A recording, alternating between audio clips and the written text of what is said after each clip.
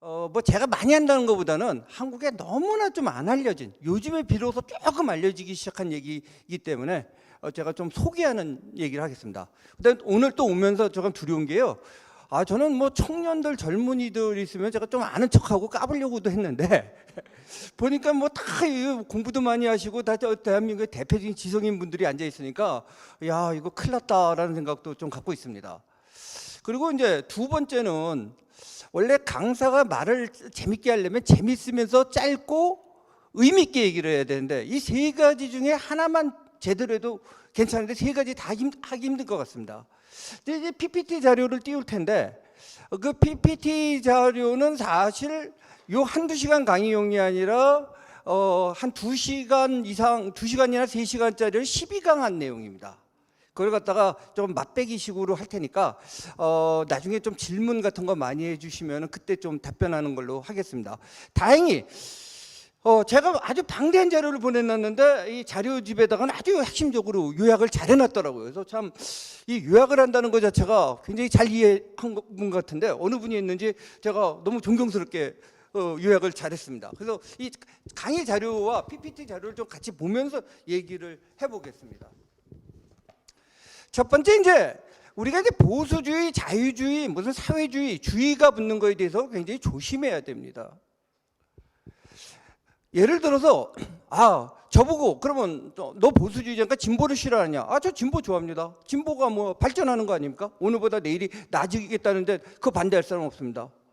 저 실용적입니다. 삶 실용적으로 살아야지 어떻게 굉장히 도구마에 사로잡혀 삽니까? 그렇지만 주의가 붙으면 굉장히 심각한 문제가 됩니다. 예를 들어서 제가 여기서 보니까 제가 또 강의가 힘든 게요. 제 강의를 또 들으신 분이 있어요. 저 얘기 또 안 해. 근데 또 안 들으신 분도 있기 때문에 좀 반복되는 걸 이해해 주십시오. 예를 들어서요. 제가 이거 전국으로 나가기 때문에 약간 두려움만 있지만 그냥 예입니다. 아름다운 가게라는 가게가 있습니다. 아름답습니까? 물론 아름답다고 생각하는 분도 있어요. 이거 뭐 제가 꼭 아름답지 않다는 얘기하려고 하는 거 아닙니다. 오해하지 마시고. 그렇지만 그것은 하나의 보통 명사가 아니라 이미 고유 명사입니다.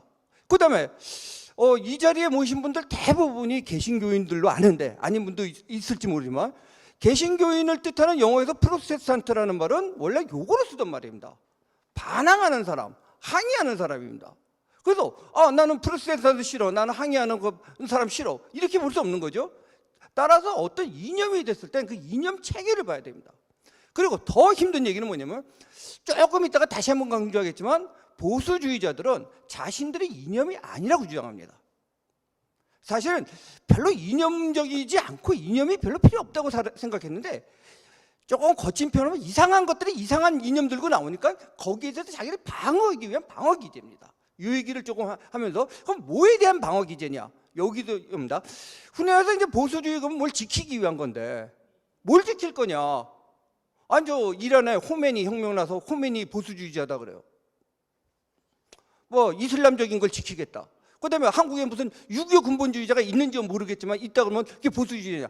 그게 아니라 아까 거듭말씀했지만 여기서 말하는 보수주의라고 하는 것은 영국에서 에드먼드 버크라고 하는 사람에서 시작돼 갖고 주로 미국에서 발달한 이론입니다. 그래서 한국에 와서 이게 조금 설명하기 힘들어집니다만은 이미 여기서 보수주의라고 하는 건요. 뭘 지키겠다는 겁니까?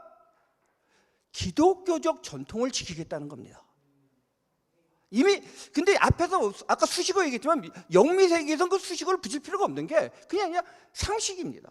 다만 여기에 반대할 수도 있고 찬성할 수도 있고 이건 좀 다른 문제입니다. 이 얘기를 조금 주신 유인물이랄까 자료집을 통해서 간단히 얘기해 보겠습니다. 우선 이제 이런 거를 왜 같이 논의해야 되냐면요. 사실 세상이 다 평탄하면은요. 그렇게 뭐 정치 사상 같은데 저는 관심이 세상 사람들이 많지 않은 사회가 좋은 사회일 가능성이 높다고 생각을 합니다. 사실은. 근데 이 관심을 왜 갖냐면요. 항상 위기가 생기기 때문에 관심을 갖습니다. 지금 한국 사회가 뭐 위기라고 합니다. 왜 위기인지 뭐 많은 강연도 있고 많은 저술도 있고 각자 생각할 테니까 뭐 제가 여기에 길게 얘기하지 않겠습니다. 아마 여기 계신 분이 더 잘하실 거예요 봅니다. 근데 첫 번째 위기는요, 이 정치적으로 표현된 위기라고 하는 것은 뭐냐면 대한민국은 민주공화국이라고 했는데 민주는 굉장히 강조되고 있는데 공화는 거의 강조되고 있지 않습니다. 그리고 지금 웬만한 분들도 공화가 뭔지를 이해를 잘 못해요. 그냥 민주주의랑 똑같은 걸로 생각을 해요. 그리고 또 하나는 뭐냐면 여기서 아까 주의가 붙으면 심각하다 했죠. 민주주의가 영어로 데모크라시입니다. 사실은 제대로 번역하려면은 민주정 내지는 민주체제로 번역하는 게 옳습니다. 보다. 이게 주의가 되면서 이게 또 하나의 사상이 돼버린 거예요. 그리고 요즘 와서 민주주의는 좋은 거라는 생각을 하기 때문에 좋은 거 맞습니다만은 자기가 좋다고 생각하는 게 민주주의예요. 예를 들어서요, 장미꽃이 아름답죠? 하지만 아름다운 게 장미꽃은 아닙니다. 이해하셨습니까? 그런데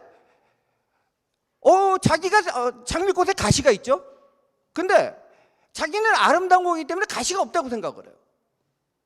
자, 민주주의 원론적인 의미가 뭡니까? 다수의 지배입니다.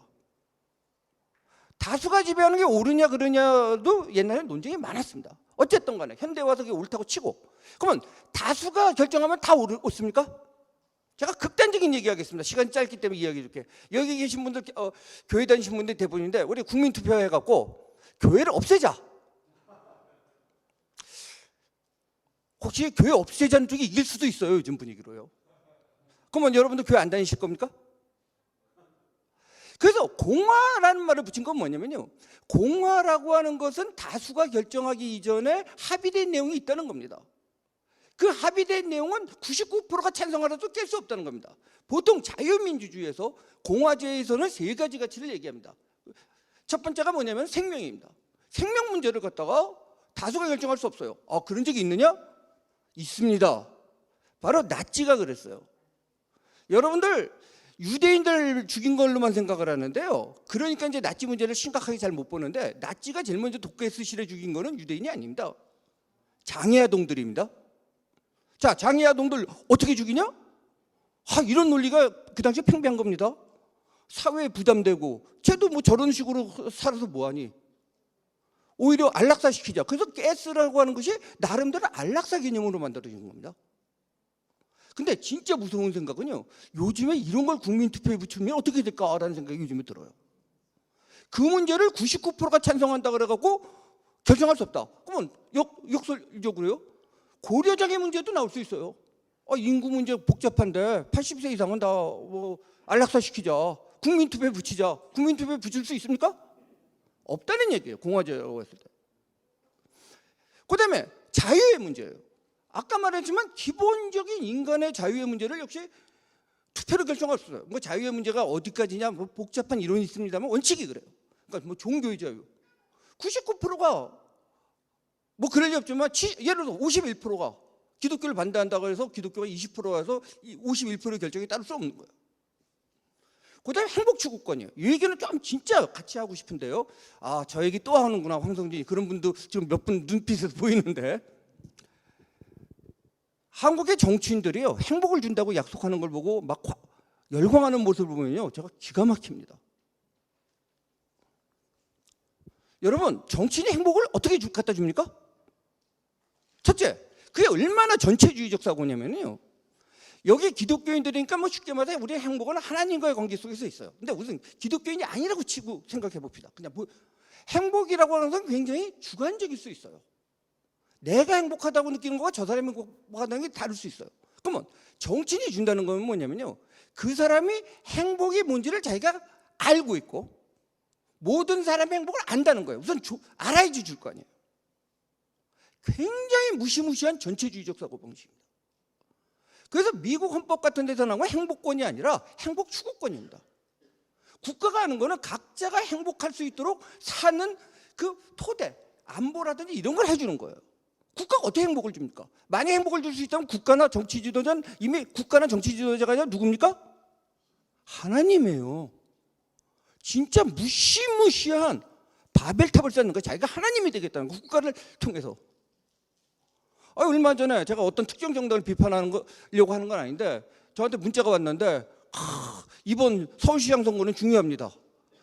중요하죠. 그 다음에 나온 게 뭐냐면, 여러분의 삶을 대신해서 책임져 줄 사람을 뽑는 겁니다. 이렇게 나와요.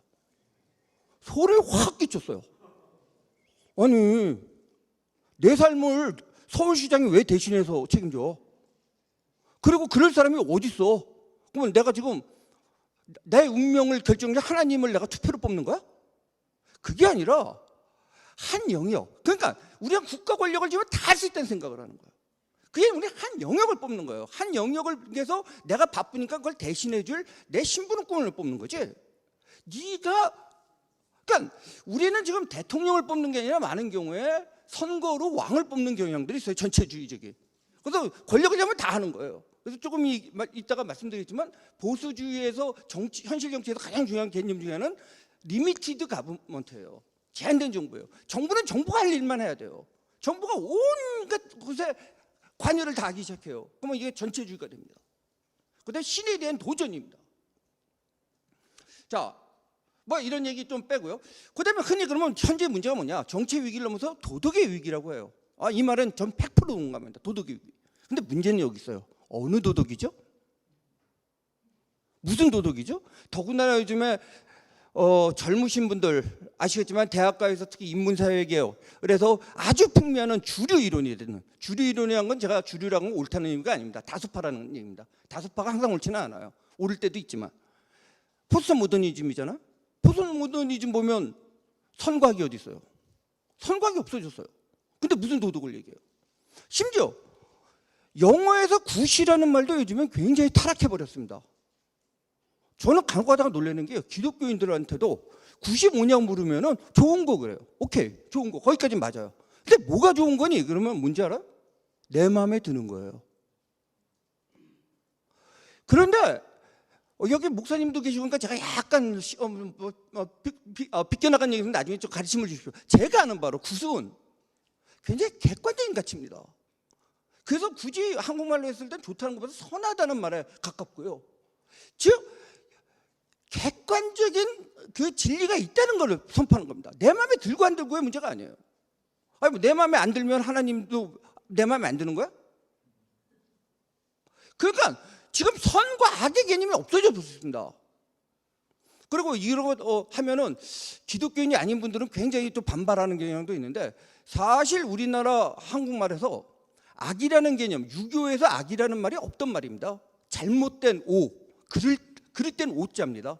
사실 악이라는 개념 자체, 이불이라는 개념 자체도 굉장히 기독교 문명적인 개념입니다. 여유가 있으면 좀 설명해 줘. 그러니까 지금 선과학이 없어요. 그냥 뭐가 좋니? 내 마음에 드는 거야. 너 마음에 드는 건 뭐니? 근데 더 심각한 게 있어요. 정말 주체적인 인간이 돼서 자기 마음에 드는 것을 알면 문제인데요. 조금 이따가 이거 설명 다시 할 텐데 많은 지금 방황하는 현대인의 고민은 뭐냐면 내 마음에 드는 게 뭔지를 본인도 모르는 경우가 많아요. 내 마음에 드는 게 뭔지를 몰라. 그러면서 내 마음에 든다고 착각하는 게 뭐냐면은 내 마음에 드는 게 아니라 그냥 옆에 사람들이 좋아하는 게 내 마음에 드는 거라고 생각을 해요. 뭐 여기 좀 젊은 분들 없지만 대학 갈 때 고3 학생들 놓고 적성에 맞춰서 좋아하는 과를 가라 그래요. 제가 솔직히 말씀드려 봅시다. 우리 솔직히 봅시다. 자기 적성이 뭐고요? 자기가 뭐를 좋아하는 학과를 아는 학생이면은요 굉장히 괜찮은 학생입니다. 솔직히 말씀드리면 그게 몇 프로 될지 저는 의심스러워요. 저는 최소한 80% 이상은 고3 학생이 자기가 뭘 좋아하는지 자기 적성이 뭔지를 대부분이 모르거나 모르는데 안다고 착각할 경우가 저는 90%는 좀 많으면 80%는 된다고 봅니다. 그런 바로 이런 문제들. 그래서 이제 좀 제가 이제 같이 지금까지는 머리 회전하지 않은 얘기를 한 거예요. 근데 이제 한국에서 더군다나 혼란이 온 거는요. 아까 이제 오 목사님도 말씀하셨고 우리 제가 존경하는 박명수 교수님 항상 늘 말씀하셨지만 한국에서 이런 근대화라고 하는 것은 결국 기독교랑 같이 시작이 됐거든요. 서구 문명이랑 같이 온 겁니다. 이 말했더니 처음 몰랐다고 하시는 분들도 간혹 있는데 우리가 자유를 위해서 투쟁한다 그래요. 한국말에 자유라는 말이 있었습니까? 일본어에 있었습니까? 중국어에 있었습니까? 없었단 말이에요. 그 쉽게 말해서 리벌티라는 말을 갖다가 일본 사람들이 19세기 말에 번역한 말이에요. 민주주의 있었습니까? 뭐 없었단 말들이에요 다. 근데 이제 그러니까 이제 헷갈리기 시작하는 거예요. 그러면 이런 문제로요. 대한민국의 가치 그런데 요즘은 우리 민족끼리 그런 얘기도 하고 그러는데 요 비유를 제가 많이 얘기를 했더니 약간 젊은 친구들이 이해를 좀 하는 경향도 있었는데 6.25 때 얘기해요. 뭐 6.25 전쟁에 대해서 얘기하려면 나중에 또 굉장히 여기서 한번 공부를 같이 하셔야 될 것 같아요. 근데 어쨌든 여러분 뭐 아시겠지만 이제 우리가 북진 통일을 하려고 거의 올라갔다가 결국은 이제 중공군들이 밀려 내려오면서 다시 밀릴 때 사실 이제 다 두만강 압록강까지 갔다가 밀려서 평양도를 뺏기고 이제 서울도 이제 내주기 직전에 온 거예요. 그 와전에 그 당시에 우리는 메가더 장군은 잘 알지만 사실상 메가더 장군은 일본 동경에 앉아갖고 전체를 지휘하신 분이고 현장에서 지휘한 군지휘관은 워커 장군이라는 분이에요. 그 사람이 이제 낙동강전선도 지키고 그러는데 워커 장군이 진짜 교통사고로 죽어버렸단 말이에요.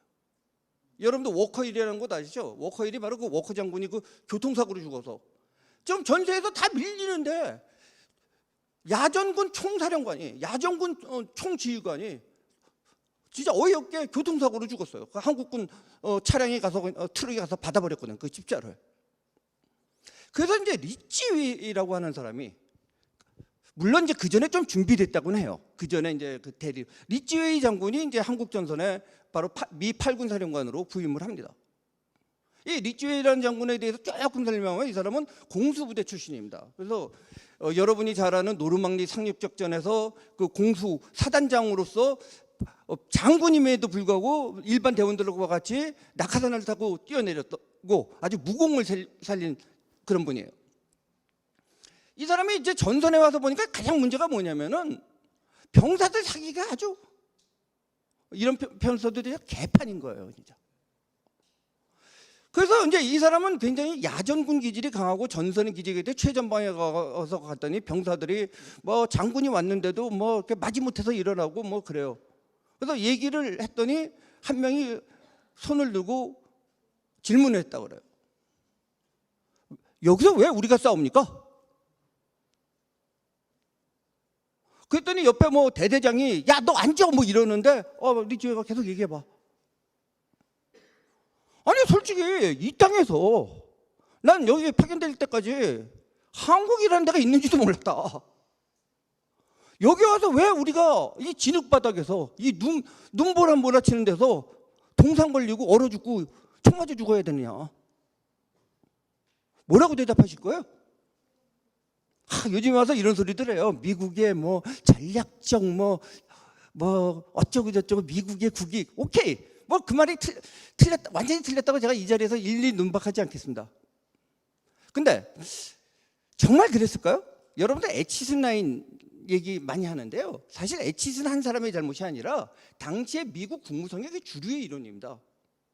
뭐 이 얘기는 또 너무 가려고 그러면은 복잡한 얘기이기 때문에 좀 빼겠습니다. 잠깐, 미 소총수들 그 진짜 영하 10몇 도가 되는 진짜 이 시베리아 추위, 그들은 뭐 한국 추위가 시베리아 추위로 느껴지는 거예요. 특히 요즘에도 저 동부전선 산에 올라가 보십시오.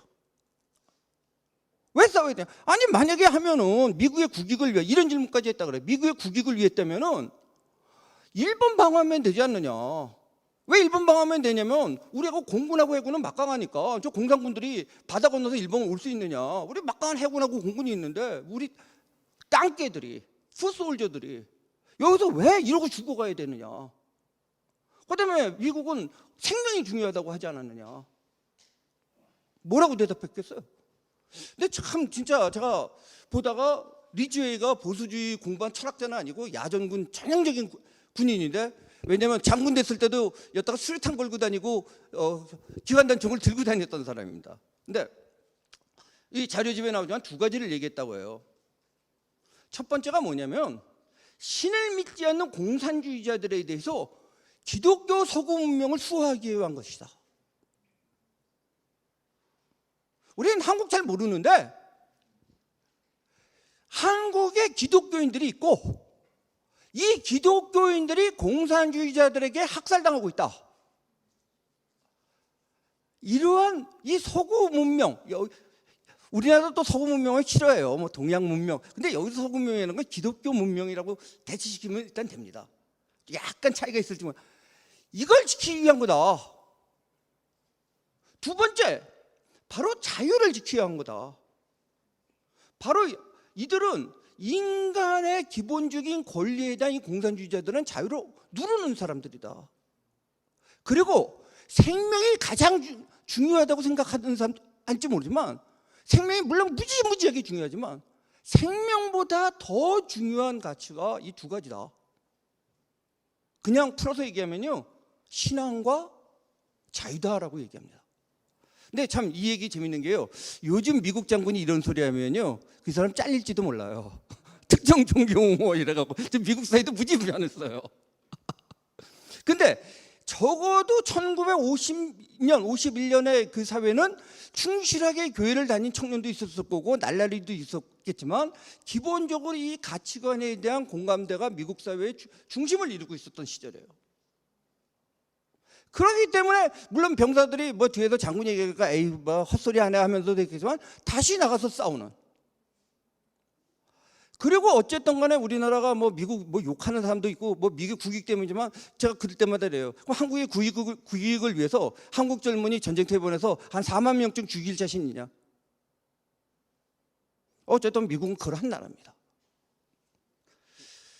그러면 다시 이제 여기까지가 서문이고요. 본론하면 보수주의란 뭐냐? 첫 번째 이런 소리예요. 나는 진보주의자다. 그러니까 진보는 좋아요. 거듭이 주의하고 뭐가 다르냐면요, 보수주의와 진보주의를 나눈 건 뭐냐면요, 첫 번째가 이거예요. 불변의 진리가 있고 이것을 지켜야 된다는 이념입니다. 그러면 진보주의는 뭐냐? 불변의 진리가 없다는 겁니다. 포스트 모더니즘은 물론이고 옛날에 모더니즘을 기반으로 한 마크시즘만 하더라도 불변의 진리가 없어요. 역사주의적 진리만 있어요. 역사주의적 진리는 뭐냐? 봉건주의 시절은 봉건주의 시절에 맞는 진리, 자본주의는 자본주의 시절에 맞는 진리, 사회주의는 사회주의 시절에 맞는 진리가 있다는 거예요. 우리가 역사와 역사주의를 또 구별 못하는데 역사주의 함정에 빠져 있어요. 지금 재밌는 거는 지금 대한민국 대학 거의 99%가 역사주의를 가르치고 있어요. 제가 충격받은 거는 일부 신약대학까지도 역사주의를 가르치고 있어요. 전체적인 진리는 없다. 그 시절에 맞는 거다. 다 역사적 산물이다. 그러니까 뭐가 나오냐면요, 학생운동 제가 할 때 이런 노래 불러요. 제가 아주 음치인데, 역사가 부른다. 아니 역사가 나를 왜 불러요? 그러면요, 근데 재밌는 건요, 그렇게 신이 없다고 하는 사람들이 역사를 얘기할 때 들어보면요, 그 대문자 역사는 뭐냐면요, 하나님의 그게 자기네들 머릿속으로 만들어내. 그리고 기독교인인데 난 절대적인 진리가 없다 그래요. 난 그러면 요즘에 세상이 다양하고 내가 신학 공부한 사람도 아니까 뭐라고 못하겠지만, 아니 그럼 제가 물어요. 하나님의 말씀도 역사적으로 변합니까? 모르겠어요. 제가 여기서 신학 논쟁을 할 자격도 없고 능력이 안 돼요. 물론 기존의 거를 모두 보존하려는 게 아니에요.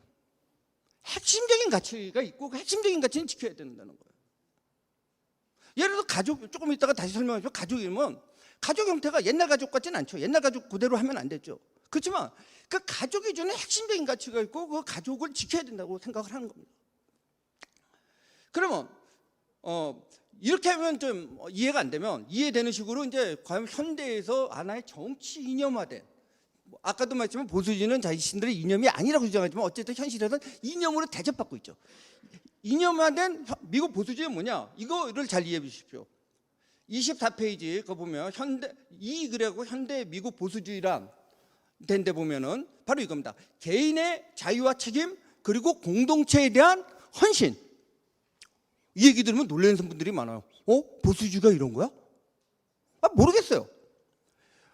한국말로 보수주의가 뭔지 저도 요즘 헷갈리기 시작하는데, 적어도 영어로 컨설버티즘이라고 했을 땐 이 내용입니다. 다만 이 내용을 모든 사람이 동의하냐? 물론 모든 사람이 동의하는 건 아니에요. 이 내용을 가만히 따져봐야 돼요. 첫 번째, 개인이에요.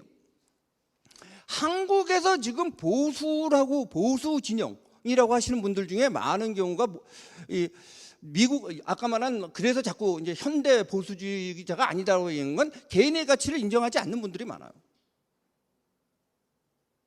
개인에서 출발합니다. 그러면 우리는 기독교 공동체, 그런데 어떻게 개인이냐 이런 말씀을 하시는데요. 이 개인이라는 개념, 역시 시간이 좀 짧기 때문에 일일이 설명 못하지만 정치 철학에서 개인이라는 개념은 짧게는 프로테스탄트 정신에서 나오고요. 길게는 사도 바울에서 나옵니다. 그거는 이 정치 철학 공부하신 분들은 심지어는 막시스트들도 인정하는 얘기예요. 다만 이제 그 사람들은 욕을 하는 쪽으로 인정을 하지만 뭐냐? 왜 개인이 중심이 되는데 사회가 유지될 수 있는지 아십니까? 서구에서 나와 신과의 관계 문제이기 때문에 됩니다. 즉 다시 말해서 제가 여러분한테 다 사기칠 수 있어요. 근데 내가 누구한테 사기를 못 치죠? 신 앞에 사기를 못 쳐요. 그다음에 그러니까 나는 개성적일 수 있어요. 신하고 나의 관계만 정립이 돼 있으면 내가 뭐 청바지를 입고 좀 찢어진 청바지를 입고 다니던 뭐 굉장히 나는 자유롭고 개성적일 수 있어요. 옆에 눈치를 볼 필요가 없어요. 근데 그와 그리고 그래서 서구 기독교 문명에서 중요한 개념 중에 하나가 이 죄의식이죠. 모든 사람은 죄인이고 그 죄인이라는 것은 하나님을 통해서만 구원받을 수 있다는 생각을 갖는 거예요.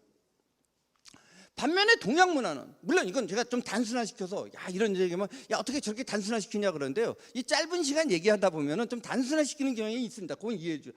쉐임의 문화예요. 부끄러움의 문화예요. 한국말로 염치 문화예요. 특히 일본에.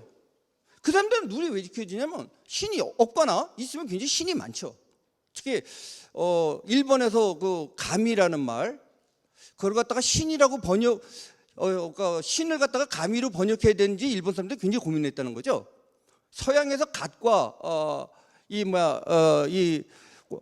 그리스어로 세오하고 그다음에 일본 말로 가미하고 이게 같은 존재입니까? 아니죠. 가미는 굉장히 다양하게 많죠. 그러면 룰이 어떻게 되냐면요. 옆에 사람과의 관계 속에서 룰이 있다는 거예요. 그러니까 부끄러움이에요. 내가 이걸 안 지키면 저 사람들이 나를 싫어할 테니까. 거기서 나온 것이 염치의 문화예요. 일본 사람들은 굉장히 예의 바르죠. 집단주의적이고. 그다음에 원래 서구 사람들 보면 굉장히 개인적이고.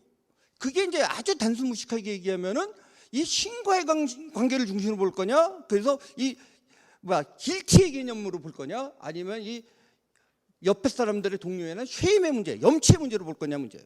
자강, 각설하고. 그다음에 이제 자유예요. 우리는 자유가 뭐냐? 그러면 자유가 뭔지 몰라요. 사실 많은 사람들이. 그나마 조금 비슷하게 얘기하는 분들이 이래요. 남한테 해를 끼치지 않고 내가 하고 싶은 대로 하는 것. 뭐 이 정도로 해서 그래요. 이게 완전히 틀린 말 아닌데요. 우선 서구에서 요즘도 서구도 그런 의미를 굉장히 상실하고 있지만 자유, 리벌트란 말이 어디서 나왔느냐? 무릎을 꿇지 않는다는 말에서 나옵니다. 제가 이런 목사님들 많고 그런 분한테 저 자식 무식한 소리 한다고 할까 했지만 우리가 기독교에서 월십, 숭배한다라고 한 단어가 두 단어가 있잖아요. 헬라어에서. 그 중에 하나가 뭐냐면은 결국 이렇게 절한다는 의미가 있잖아요. 즉 다시 말해서 물론 이제 기독교적인 전통은 아닙니다만 헬라인들의 전통 속에서 뭐가 있냐면은 그리스인들 속에서 자유인이라고 하는 것은 노예의 반대말이에요. 내가 내 주인인데 나의 주인이라는 말은 뭐냐면요. 무릎을 꿇지 않아야 돼요. 누구를 빼놓고는 신을 빼놓고는. 물론 여기서 헬레니즘적인 문화 속에서 신은 굉장히 다신론적이긴 하지만 절대자거나 신 외에는 내가 무릎 꿇는 거야. 왕 앞에서도 무릎을 꿇는 게 아니에요. 그리스에도 뭐 왕도 있었잖아요. 왕 앞에서. 그러니까 저 페르시아가 그리스를 침공했을 때 그리스인들이 페르시아인들 보고 야만인이라고 했어요. 왜 야만인인지 아세요? 우리는 또 보면 뭐 페르시아는 굉장히 문명이 없고 이쪽은 문명이 발달했다. 아니에요. 실제로 보면 페르시아 굉장히 고도의 문명을 발전했어요. 왜 야만이야? 쟤네들은 다 노예다 이거예요. 제 사회에서는 샤 하나만 인간이고 나머지는 다 노예단 말이지. 그다음 샤는 인간이 아니라 신을 숭배하거든요. 우리는 다 인간이라고 자유인이라고. 물론 그리스도 한계가 있어요. 모든 사람은 자유인은 아니죠. 노예가 많았죠. 그리고 여기 여성분도 있지만 여성분들은 사실은 좀 제외됐죠. 어쨌든 간에 그 자유인들. 그러니까 자유인들이 무장해서 나를 지킨다는 그 장갑 보병 정신이 나온 거고 그들이 싸워서 이긴 거예요. 그래서 여기서 제가 이제 재밌는 조금 젊은 분들 계시고 그런 얘기하는데 서양에서 이렇게 청혼할 때 무릎 하나 꿇고 이렇게 반지 주잖아요.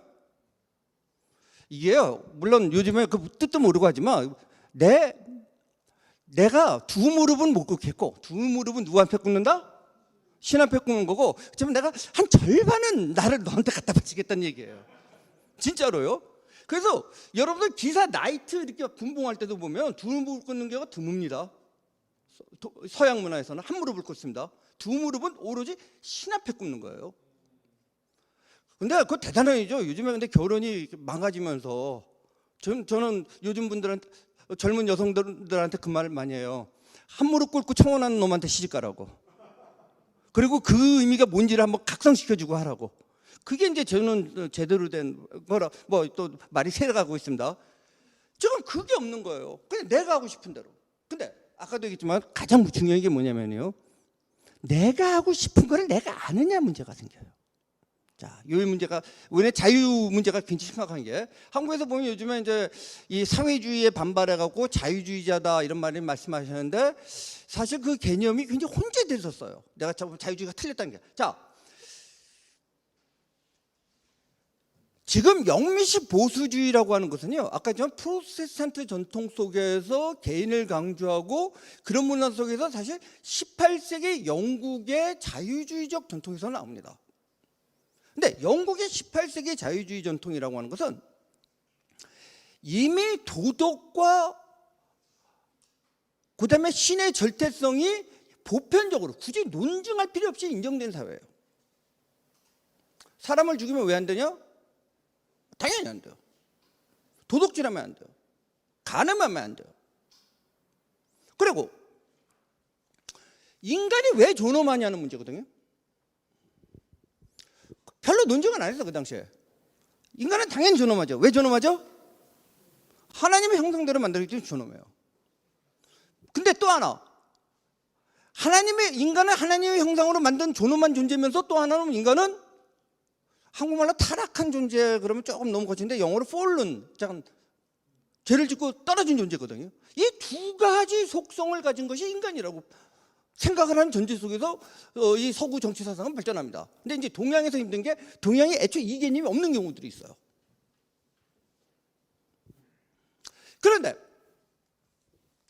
그래서 영국에서 아까 좀 뭐 내 옆에서 나 관여할 게 뭐 있어? 내가 하나님과의 관계 속에서 인간은 존엄하고 때문에 너도 하나님의 존귀한 존재이기 때문에 내가 너를 인정하고, 너가 나의 밑에 종업원이고 내 부하직원이라 하더라도 너도 고귀한 존재고 나도 고귀하고, 그래서 업무 관계 속으로는 너가 내 지시를 따르지만 내가 너의 인격적인 지배자가 아니다라는 생각을 갖는 거예요. 거기서 프라이버시 문제가 나와요. 우리 회사 사장님이 나의 전인격적인 지배자일 수 없어. 나는 그 업무에 관해서만 내 부하야. 근데 한국에서는 유기적 때문에 안 그런 경우들이 많아요. 상관이면 전인격적인, 거의 신과 같은 존재가 돼버린 그런 경우도 있었어요. 어쨌든 그런데 시간이 많지 않으니까 이제 이걸 갖다가 자유주의라고 하고, 정치 철학에서 존 스튜어트 밀이라든지 뭐 이런 로크라든지 이런 사람들의 사상입니다. 그런데 이 사상의 도전을 받기 시작해요. 어떤 도전이 시작되냐면, 뭐 순서 관계없이 그냥 얘기하면요, 우선 절대주의가 붕괴되기 시작합니다. 한 19세기 들어오면서. 첫째, 뭐 신학, 여기서는 딴 데서는 이건 맨 마지막인데 이 자리에서 이거부터 얘기해. 신학적으로 독일 같은 데서 19세기 때, 야, 너네 성경이 절대적인 진리? 아니야, 내가 문헌 사본 봤더니 안 그래. 사본 굉장히 다양하고 그거 다 인간이 쓴 거야. 그 역사적으로 자식 구경해 봐야 돼. 그 뭐 성경이 다 많은 거 아니야. 성경 저기 대충 3세기 4세기 때 그때 팔레스타인이나 저기 뭐 터키 지방의 얘기야. 현대적으로 재해석해야 돼. 어머, 삼위일체? 너 아직도 그런 거 믿니? 이러면서 소위 말하는 자유주의 신학이 등장합니다. 물론 또 제가 잘 모르면서 저 무식하게 얘기했다면 거듭 사과드릴게요. 그러니까 지금 단순하게 시켜서 얘기하는 오류는 있어요. 근데 큰 주류는 그거죠. 그리고 더 나가서 뭡니까? 진화론이 나타납니다. 자연과학에서. 다윈.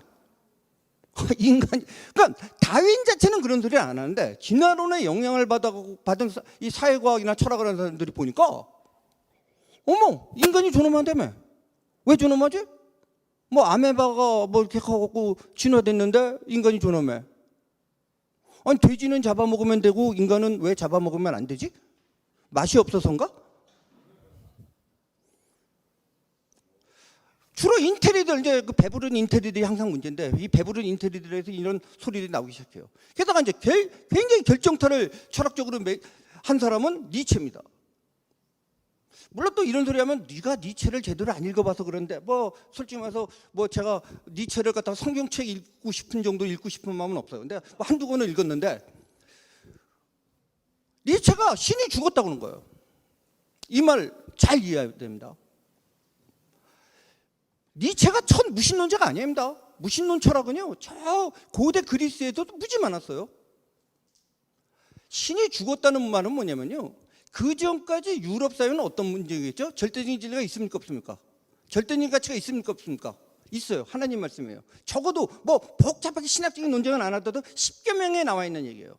잠깐, 살인하면 안 되고, 도둑질하면 안 되고, 간음하면 안 돼요. 근데 남의 것을 탐하면 안 돼요. 그게 무너진 거예요. 그러니까 니체는 자기 변명하는 게 있어요. 자기가 신을 죽인 게 아니라 자기는 신이 죽은 거를 선언했을 뿐이에요.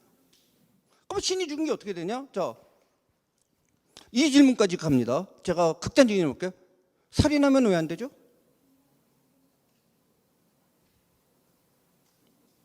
아니 뭐 진화된 동물이라며. 대답을 못하기 시작한 거예요. 거기서 이제 니체가, 그러면 니체는 이제 어떤 식으로 답을 찾았냐면, 그래서 굉장히 니체는 지나친 자유를 강조합니다. 결국 자유의지, 결국 인간이 자유의지를 세워서 자유의지로 나가야 된다는 걸 강조를 해요. 근데 뭐 니체주의자들, 지금에 보면 니체주의자들이 한국에도 좀 있어요. 니체주의자를 가장 천박하게 이해하는 방법 중에, 이 얘기하면 니체주의자들이 굉장히 화냈는데, 화내면서도 크게 반박하는 건 제가 못 봤어요. 아마 여기서 다 고상한 분들이니까 그런 거 안 보셨는지 모르는데, 한 80년대에 유행했던 그 까치가 나오는 그 이연세 만화 한 번쯤 보셔서, 우리 목사님은 연배로 봤을 때 보신 것 같은데, 그 까치가요, 자기가 철학적으로는 정리를 못했지만 그 까치의 사상, 이연세가 그린 까치를 통해서 사상이 정말 니체의 사상이에요. 사실은 천박하게 된, 뭐냐, 세상에 믿을 놈 있다 없다? 없다. 세상에는 나만 믿을 만하다. 결국 뭐가 옳으냐? 선과학이 있다 없다? 없다. 뭐가 선이냐? 강한 자, 이긴 자가 선이다. 그럼 내가 어떻게 살아야 되냐? 나는 내 힘을 믿고 내가 강한 자가 돼야 된다. 까치 그래갖고 뭐 엄지를 얻으려고 그냥 뭐 별짓을 다 하죠. 근데 이런 니체주의적 사고의 이제 한계가 뭐냐면은, 저보고 이런 분들이 있어요. 너 왜 이렇게 자유주의 하다가 갑자기 종교를 귀의했냐? 그러면서 넌 나약한 존재인 것 같다라는 말씀을 하시는 분들을 제가 봤는데, 인정합니다. 저 뭐 나약한 존재입니다. 그래서 제가 항상 드린 말씀이, 혹시 선생님은 그런 위대한 철인이 되실 수 있을지 모르겠지만, 근데 속으로 이런 마음을 갖고 있어요. 너도 아닐 텐데. 근데 죄송하지만 뭐 그건 제가 알 수 없으니까 겉으로는 그렇게 얘기를 해요. 아, 이것도 방송 나가면 저 욕먹나? 근데 분명한 거 있어요. 그럼 그분의 얘기니까 제가 몰라요. 제가 뭐 하나님도 아니고. 근데 분명한 건 저는 그렇게 될 수 없다는 건 제가 스스로 잘 알아요. 저는 그렇게 될 수 없다. 그러면 근데 저처럼 그렇게 될 수 없다고 생각하는 사람이 적어도 다수파예요. 그러면 이 사람들은 뭘 기다리게 되냐면, 자기가 슈퍼맨이 못 됐을 경우에 뭘 기다리게 되죠? 슈퍼맨을 기다리게 됩니다. 이게 독일의 나치즘입니다. 사실은 이 얘기하려면 이제 따로 별도인데, 우리는 나치즘을 갖다가 극우로만 생각하는데 나치즘은 사회주의입니다. 자, 거듭 얘기해서 이런 식의 사상적 혼란이 오는 속에서 또 막시즘이 등장합니다. 모든 거 다 뭐 물질에서 파생된 거야. 선과학 없어. 다만 있다면 선과학은 역사주의적 선과학이 있어. 그럼 역사주의적 선과학을 어떻게 판단할 거냐? 어떻게 판단하죠? 당파성으로 판단하는 거예요. 플로레텔의 이익이 되는 것은 선이고, 플로레텔의 이익에 반대되는 건 악이야. 그럼 플로레텔의 이익인지 아닌지 누가 알아? 그건 당이 결정해 줄 거예요. 글쎄요, 제가 조금 약간 현실 정치 얘기하긴 싫어하는데 조금 약간 은유적으로 말씀드릴게요. 뭐 이런 분도 있어요. 요즘은 아니고 조금 전에 뭐 어떤 분도 저렇게 어떻게 뻔뻔할 수 있느냐, 양심이 없냐. 나 그 질문을 누가 제가 충격을 받았는데, 제가 운동권에 있을 때는 우리는 뭐라고 교육을 했고 받았냐면, 양심이란 없다. 양심이라고 하는 것은 불우주화 계급이 피착취 계급을 억압하기 위해서 만드는 허위의식이다. 특히 저 악랄한 기독교 분자들이 만들어내서 죄의식을 만들어내는 거지 그때 거 없다. 우리 그렇게 배웠고 가르쳤어요. 그 다음에 이 정도 의식을 안 하면 우리는 핵심 문제로 치질 않았어요. 뭐 이런 소리 있어요. 나는 뭐 NL이었는데 주사파는 아니었다, 이런 소리 있고, 너 같은 교육 말하는 건 난 못 들었다, 이런 사람 볼 때마다 어떤 생각 때문에요, 제가 기독교인이라면 삼위일체론을 믿는다고 생각한다고 했을 때 틀린 말 아니죠. 근데 간혹 가다가 기독교인이라고 하면서 삼위일체론이 못 믿겠다고 하는 인간들이 덜어 있더라고요. 그렇게 이해하시면 됩니다. 간혹 가다가 나는 뭐 양심이 있다고 생각하는 뭐 거다라고 얘기하지만, 그쪽에서 막시즘의 주류는 양심 없어요. 그들이 쓰는 철학책, 그 철학 교정이라든지 철학 사전 다 뒤져보세요. 다 그렇게 해서 나와 있어요. 그건 마치 근데 그쪽에서 같이 논다고 해서 다 그렇게 철저히 교육받은 건 아니죠. 아까 지금 얘기했지만 교회 다니면서도 뭐 예수님이 인간이다라고 생각하고 그런 인간도 있듯이 뭐 다양하게 있지만, 핵심적인 주류 중심의 생각은 그거예요. 양심 없어요. 사람 죽이면 왜 안 돼? 물질인데. 그 파생이요, 그 무시무시하게 다른 세계관에서 나옵니다. 애초에 사고방식이 달라요. 그럼 다시 넘어갈게요. 자유주의로 다시. 이 18세기 자유주의가 그런 식의 공격을 받습니다. 이렇게 공격을 받으니까 18세기 자유주의가 안에서 어떤 인간들이 나타나냐면, 요즘 말장난 잘하는 사람들이 이 소리 하기 때문에 이거 잘 여러분 이해하셔야 된다. 적극적 자유와 소극적 자유, 이따구로 나눠갖고 저는 말장난이라고 생각하는데, 기존의 자유주의는 소극적 자유다. 그러니까 남한테 싫어하는 것만 하지 않고 내가 하고 싶은 대로 하는 건데, 이런 소극적 자유주의는 결국 불우주의 이념이다. 적극적 자유주의를 추구해야 된다. 적극적 자유주의가 뭐냐? 아니, 내가 플로레타리아에 돈도 없고 아무것도 없는데 내가 무슨 자유롭냐? 즉 그냥 자유를 주는 게 아니라 자유하게끔 만들어줘야 된다는 거예요. 그럴듯해요. 요즘에 아주 유행합니다. 대놓고 막시스트라고 말 못하니까 나는 자유주의자 하면서 하는 내용이 요 내용입니다. 근데 이 내용은요, 대부분이 그냥 막시즘으로 흘러가 버립니다. 왜 그러냐면요, 자, 그러면 누가 어떻게 어떤 자유를 줄 거예요? 방법은 국가를 통해서 자유를 준다고 생각들을 해요. 근데 국가가 자유를 줄 수 있어요? 그러면 국가는 누가 결정하는 거죠? 굉장히 전체주의로 갑니다. 다만 이들이 유행하는 건 뭐냐면, 그러면서 굉장히 신으로부터의 자유, 가족으로부터의 자유, 공동체로부터의 자유, 교회로부터의 자유를 주장해요. 뭐 내가 마약을 하던, 내가 뭐 동성애를 하던, 뭐를 하던, 그건 내 자유다. 근데 사실은 진짜 정통 막시즘 국가들은 이거 인정 안 해요. 이걸 갖다가 뭐라고 했냐면, 이런 사람들 갖다가 제가 교육받을 때 정통 막시즘 국가는 뭐라고 했냐면, 제가 러시아 말로 하면 여기 못 알아듣으니까 영어로 본 게 useful idiot라 그래요. 쓸모 있는 바보들이라 그러는데, 이 서구 지식인들이 대충 쓸모 있는 바보들이에요. 결국은 이런 놈들은 그 체제를 붕괴시키는 데 도움이 되는 거지만, 어차피 이런 놈들은 체제를 유지하는 데 기여를 못해요. 이런 놈들은 나중에 일단 그 체제를 붕괴시킨 다음에 다 쓸어버려야 되는, 참 우리로 볼 때는 바보는 바보인데 우리한테 쓸모있는 바보들이라는 말 써요. 이러면서 현재 미국 개념을 이해시키려고 합니다. 현재 미국에서 리버럴리즘이니 자기가 리버럴이라고 하는 게 바로 요 계열입니다. 적극적 자유를 주장하는. 미국 사회만 하더라도 사회주의를 노골적으로 주장할 수 없는 분위기였어요. 유럽과 달리.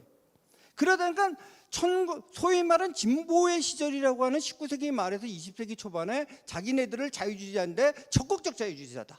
그러면서 이들이 리버럴리즘과 리버럴이라는 말을 가져가고 있어요. 미국에서 현재 리버럴이다 그러면 누구는 진보라고 번역을 하는데 사실 뉘앙스는 조금 차이가 있어요. 근데 넓은 의미에서 이런 계통을 얘기합니다.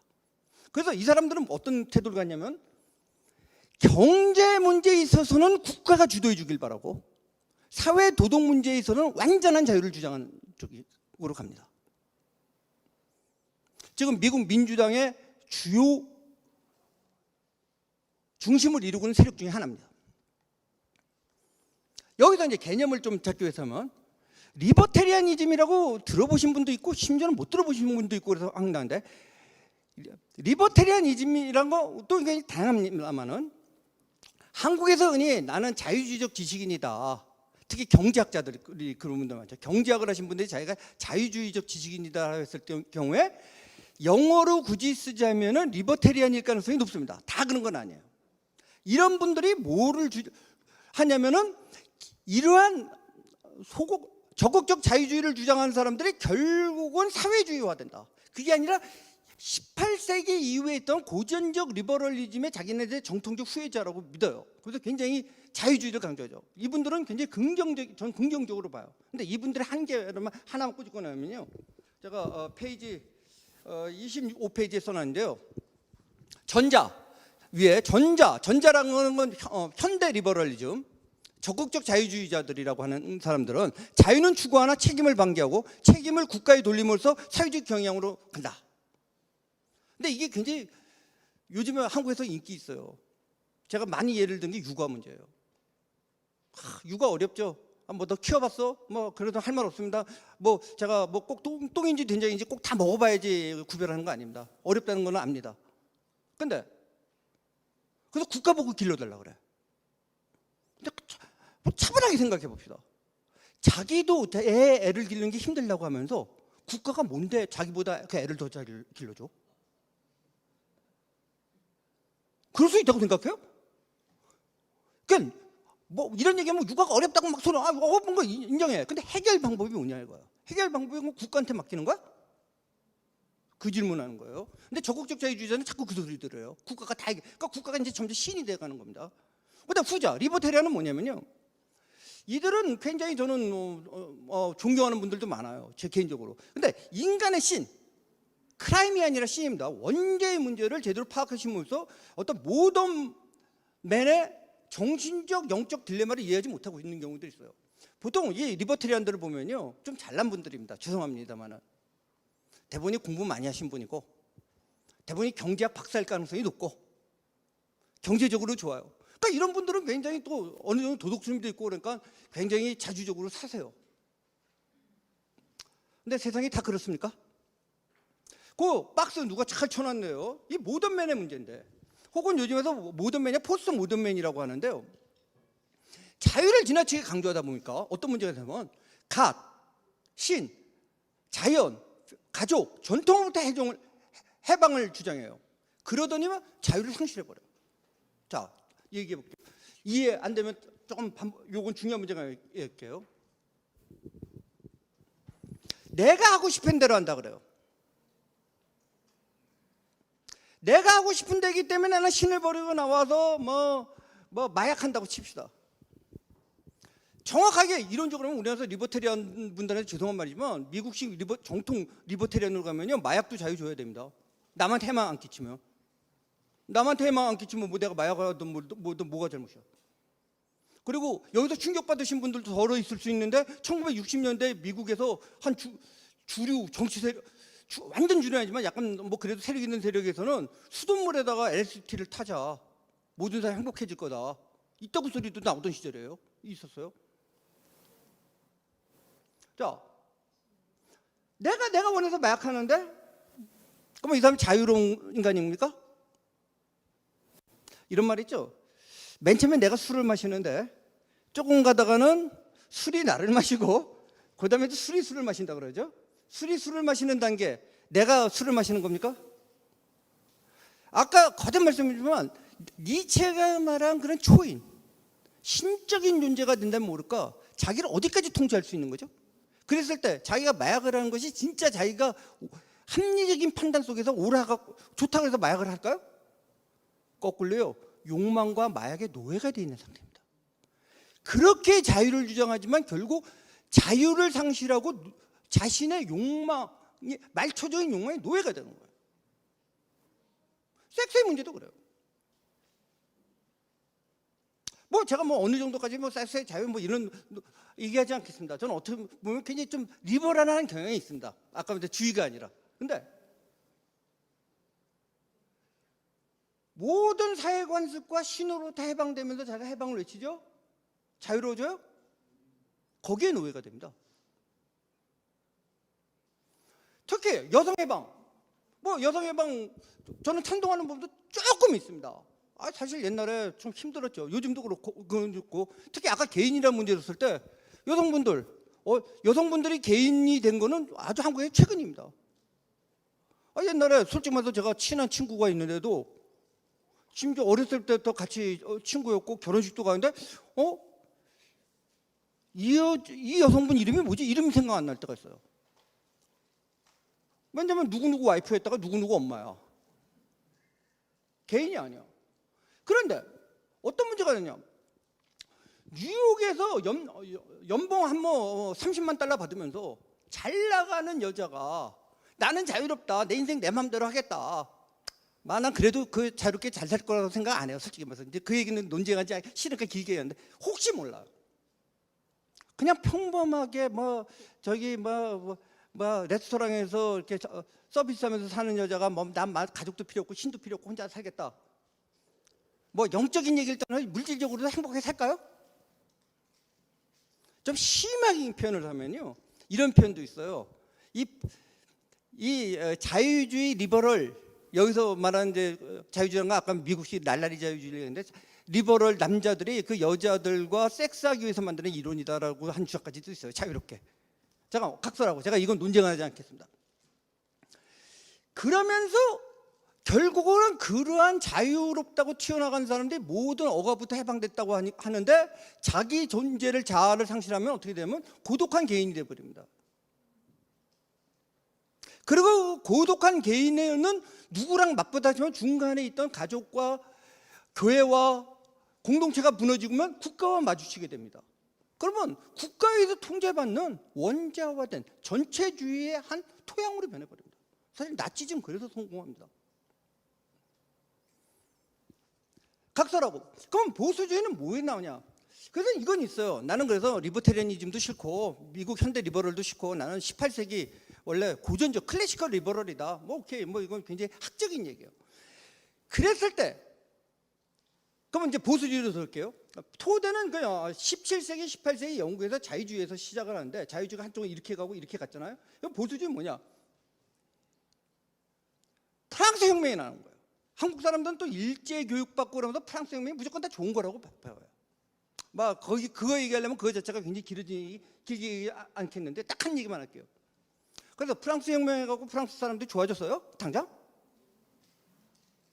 프랑스 혁명 몇 년 걸렸어요? 1789년에 하고 그 다음에 데르미도르 반동이 일어나고 로베스피에르니 그 혁명하는데도 다 모가지 날아가고 그때 나폴레옹 등장하고 그 다음에 뭐 장발잔 노래 멋있죠? 그래서 어쨌다는 건데 1830년 혁명이 나고 1848년 혁명이 일어나고 1871년 파리 꾸민이 일어나고 뭐 프랑스 레지스탕스요? 프랑스가 레지스탕스 해방합니까? 영미 연합군이 와서 해방하지? 독일한테 그냥 먹혀버리고. 쉽게 말해서 또 프랑스가 소위 말 아까 말한 민주공화정을 하기 시작한 게 언제부터죠? 1945년 이후에요. 물론 남들한테는 좋은 교훈을 줬어요. 저렇게 하면 안 된다는 걸 보여준 건 있어. 한국에서는 굉장히 혁명을 좋아해요. 혁명이 왜 좋은 건데? 뭐 영국도 피를 전혀 안 흘리는 건 아니지만 청교도 혁명도 있고 있지만 명예혁명 쪽으로 순차적으로 영국이 훨씬 우하게 갑니다. 그런데 여기서 이제 보수주의 문제를 잘 봐야 되는 게 원래 영국의 귀족당했던 지금 보수당의 모태가 됐던 토리당이 보수주의를 한 게 아니에요. 휘그당에서 나옵니다. 휘그가 나중에 자유당이라는 걸로 갖다 자유당이 영국에서 없어지죠. 바로 보수주의 아버지로 하는 에드먼드 버크가 어느 당 소속이죠? 휘그당 사람입니다. 그러니까 원래 18세기 고전적 자유주의를 추구하던 사람이에요. 프랑스를 딱 본 거예요. 방대학살. 여러분 프랑스 방대학살이라는 거 모르시죠? 한국에서 그거 안 가르쳐. 진짜 신기하는데. 방대 지역에 교회에 다니는 이유로 한 3만 명 때려 죽인 겁니다. 그리고 로베스피에르가 뭐 하죠? 이성의 신이라는 걸 만들죠. 이성의 신을 만들어서 신전 만들고 하죠. 왜냐? 인간은요, 내면에 신성이 없으면 못 사는 존재라고 저는 생각해요. 살면서 보니까. 그러면 신을 몰아내면요, 진짜 신을 몰아내고 살 수 없어요. 다른 신을 모십니다. 물질적인 만몬의 신을 모시든지 아니면 이성의 신을 모시든지 뭐 이런 겁니다. 이것도 얘기 길어지니까 저건 아니다. 저건 정말 아니다. 물론 자유평등박이 좋은데 자유평등박이를 저렇게 할 수 있는 건 아니다. 그러면서 이제 에드먼드 버크라는 사람이 보수주의라는 말을 본격적으로 쓰고 그래서 보수주의라는 거야. 그럼 뭘 지킬 거냐고. 그때 다시 돌아갈게요. 진보하지 않자는 게 아니라 근본적인 건 지켜야 된다. 암만 진보라도 세상이 암만 거꾸러져도. 뭐냐? 다시 얘기할게요. 뭐죠? 서구 문명.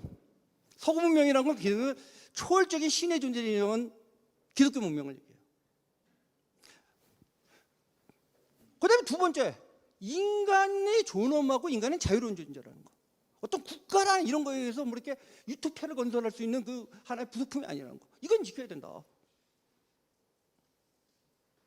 이게 보수주의입니다. 그래서 제가 이런 말 많이 해요. 보수주의에 찬성할 수도 있고 반대할 수도 있는데 좀 알고 찬성하더니 반대하자. 간혹가다 이런 경우 있어요. 전혀 보수주의자 아닌 분들이 나 보수라고 하시는 분들 제가 들어보고요. 굉장히 파시스트적이고 집단주의적이고 권위적인 분들이. 그다음에 가만히 얘기하다 보면 저 사람 보수주의자인데 자기는 진보라고 믿고 있는 사람도 있고 그래요. 각설하고. 그래서 영어로 써놨는데 제가 영어를 쓴 이유가 뭐냐면요. 이게 덜 떨어져서 그렇습니다. 사실 한국말로 제대로 해야 되는데 한국말 개념들이 좀 번역했을 때 이상한 것들이 있어요. 그래서 쓰는데 빡세던 거 한번 영어 읽어봅시다. Freedom is impossible without 뭐죠? morality예요. 근데 여기서 morality는 뭘 얘기하는 거죠? 절대적 가치를 얘기해요. 그리고 서구적인 개념은 이게 신입니다. 신 없이 자유는 불가능합니다. 왜냐? 그럼 아노미 상태가 됩니다. 아노미가 뭐죠? 아라고 하는 건 부정하는 거고 노미는 노모스 아니에요. 노모스는 법 혹은 성경적인 율법 뭐 이런 거죠. 법을 안 지키는 게 아니에요. 법 자체가 없는 사회가 되는 거예요. 아노미하고 무법인 상태하고 그러니까 불법하고는 달라요. 불법은 법은 있는데 안 지키는 거고요. 아노미는 법 자체가 없는 거예요. 근데 요즘에 포스모더니즘이 그걸 가르치고 있어요. 그게 옳다고 가르치고 있어요. 근데 알고 보면 포스모더니즘도 흉계가 있어요. 자기네들의 노모스가 있어요. 근데 기존의 사회를 파괴할 때만 그 잣대를 들이대요. 예, 오늘 주제가 그게 아니니까 하는데 바로 이러한 모럴을 바탕으로 한 절대자의 신을 믿는 토대 위에서 18세기 개인을 중심한 자유주의를 지키려고 하는 정치 사상적인 흐름, 이게 컨설버티즘입니다. 이해되셨습니까? 거듭 얘기하지만 뭐 제 주장에 동의 안 할 수는 있는데 좀 개념은 서로 좀 이해를 하고 서로 욕을 하든지 칭찬하든지 해놨는데 개념 자체가 다르면 얘기가 안 돼요.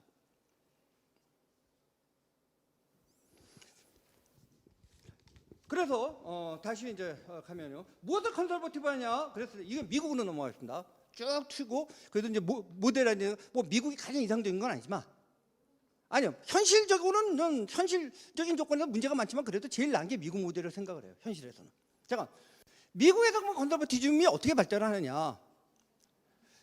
우리나라에서 이제 컨설버티즘이 별로 안 좋아하는 것처럼 미국에서도 1940년대 심지어는 50년대만 하더라도 미국도 역시 컨설버티즘이라는 그 어감상에서 주는 느낌에서 굉장히 부정적이었어요. 미국 사회도. 근데 결국 뭘 컨설버하느냐 했을 때 두 가지 문제가 생깁니다. 첫 번째는 지금까지 얘기하는 미국의 파운딩 프린시플이에요. 이 파운딩 프린시플은 뭐죠? 기독교적 세계관이에요. 물론 요즘에는 주도 그래서 유대라는 걸 붙이는데 뭐 제가 여기서는 심각하게 논쟁하지 않겠습니다. 이제 미국에서 어떤 유대인들이 있고 그러니까 이제 우리 또 같이 하자 그러지만 결국은 기독교적 세계관이라도 틀린 건 아니라고 생각합니다. 그러니까 디테일하게 하면 오늘 일일이 다 설명이 안 되니까. 그다음 두 번째는 요게 이제 한국한테는 이해가 안 되는데요.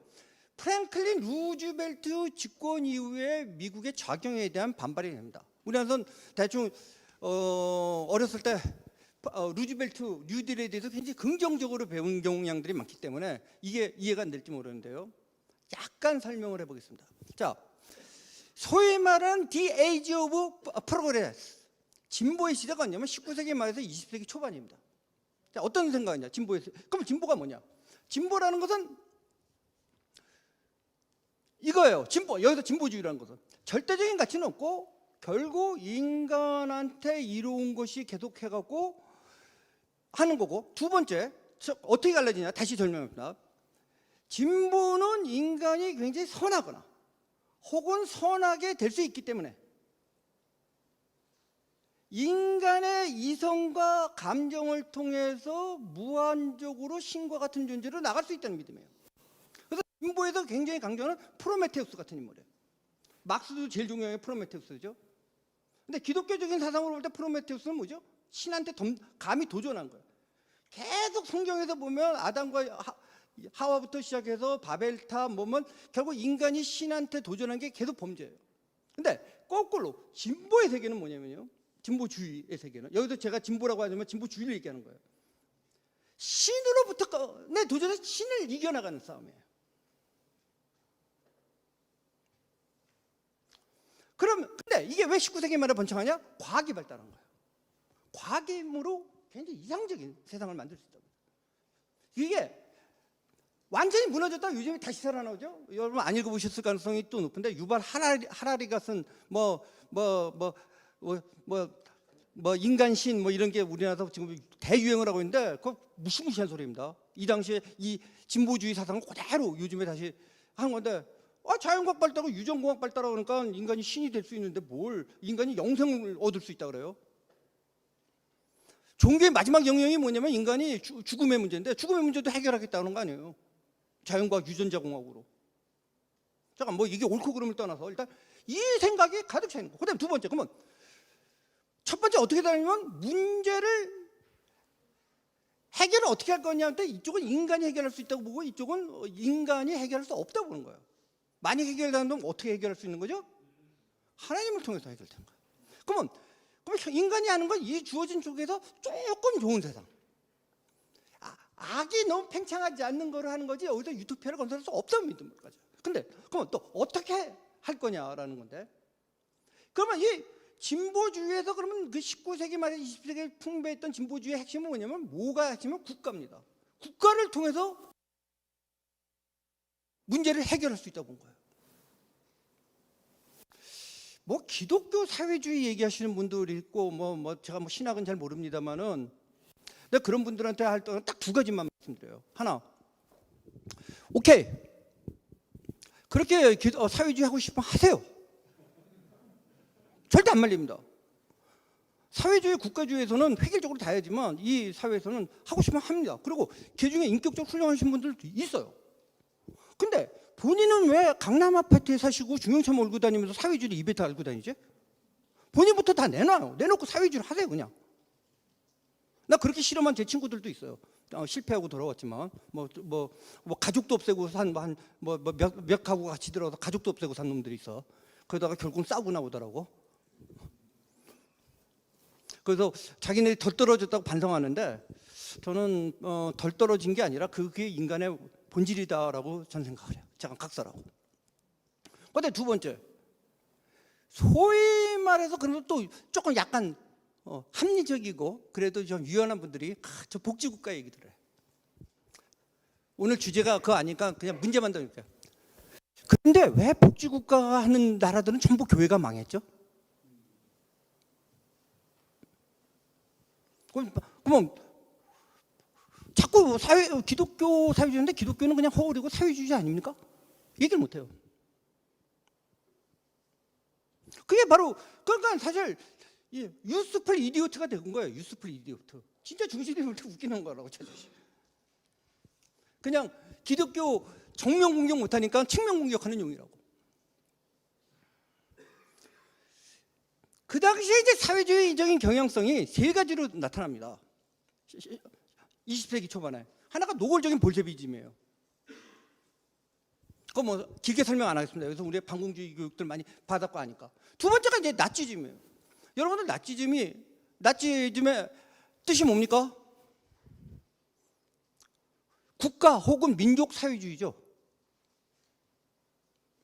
독일 그 국가나 민족은 해석하겠다는데 국가 사회주의 노동자당이에요. 나치가 보수라고 한 적 없습니다. 나치는 보수주의자들 아주 싫어했습니다. 나치는 스스로가 프로그레시즘이었습니다. 진보 세력입니다. 그거 제가 한 말이 아니에요. 그냥 읽어보면. 그럼 우리는 그냥 나치가 나쁜 놈, 그다음 보수주의자도 나쁜 놈. 그러니까 이게 둘이 비슷한 아닙니다. 전혀 달라요. 나치도 이제 경향이 굉장히 있는데 이들은 뭐라고 생각하냐면 기존의 볼셰비즘은 뭐를 중심으로 한 국가를 만드냐면 계급을 중심으로 계급 투쟁을 했어요. 나치는 사실 나치의 원형이 파시즘이죠. 무솔리니가 원래 막시스트였습니다. 또 전향한 게 아니라 좀 생각을 바꾼 거예요. 너무 계급 강조하지 마라. 계급 강조보다 뭘 통해서 하자? 민족을 통해서 하자. 내셔널리즘.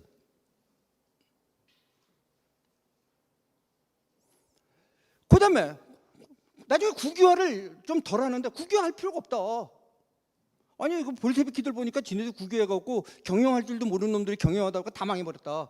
차라리 자본가 놈들 저 말 잘 들으니까 우리가 큰 방향 세워주고 그냥 경영자로 앉혀서 경영하게 하자. 말 안 들으면 감옥 보내고 말 안 들으면 그때 좀 뺏으면 되는 거고. 뭐 그다음에 쟤네들이 사회 주역이고 권력 다 가졌다고 선전만 하자. 뭘 권력 가져? 뭐 조금만 삐딱한 소리 하면 그대로 감옥 가서 있는데 뇌물죄로 걸리고 뭘로 걸리는데. 자. 걷다가 뭐가 결합한 거냐면 나치는 아까 말한 니체주의가 결합한 겁니다. 물론 니체는 들으면 좀 졸도할 얘기지만 잠깐 그 니체를 그렇게 해석해요. 근데 또 하나 왜 나치즘 얘기를 하냐면요. 공산주의에 대해서는 그래도 강연해 주신 분들이 많은데 이쪽이 좀 없더라고요. 여러분들 이제 그 바그너라고 하는 인물 기억하시고 바그너의 굉장히 위대한 음악가죠.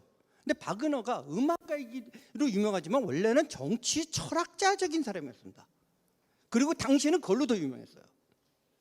말년에 그리고 니체가 바로 바그너의 제자 정도가 아니라 심하게 그 집에서 기숙을 했습니다.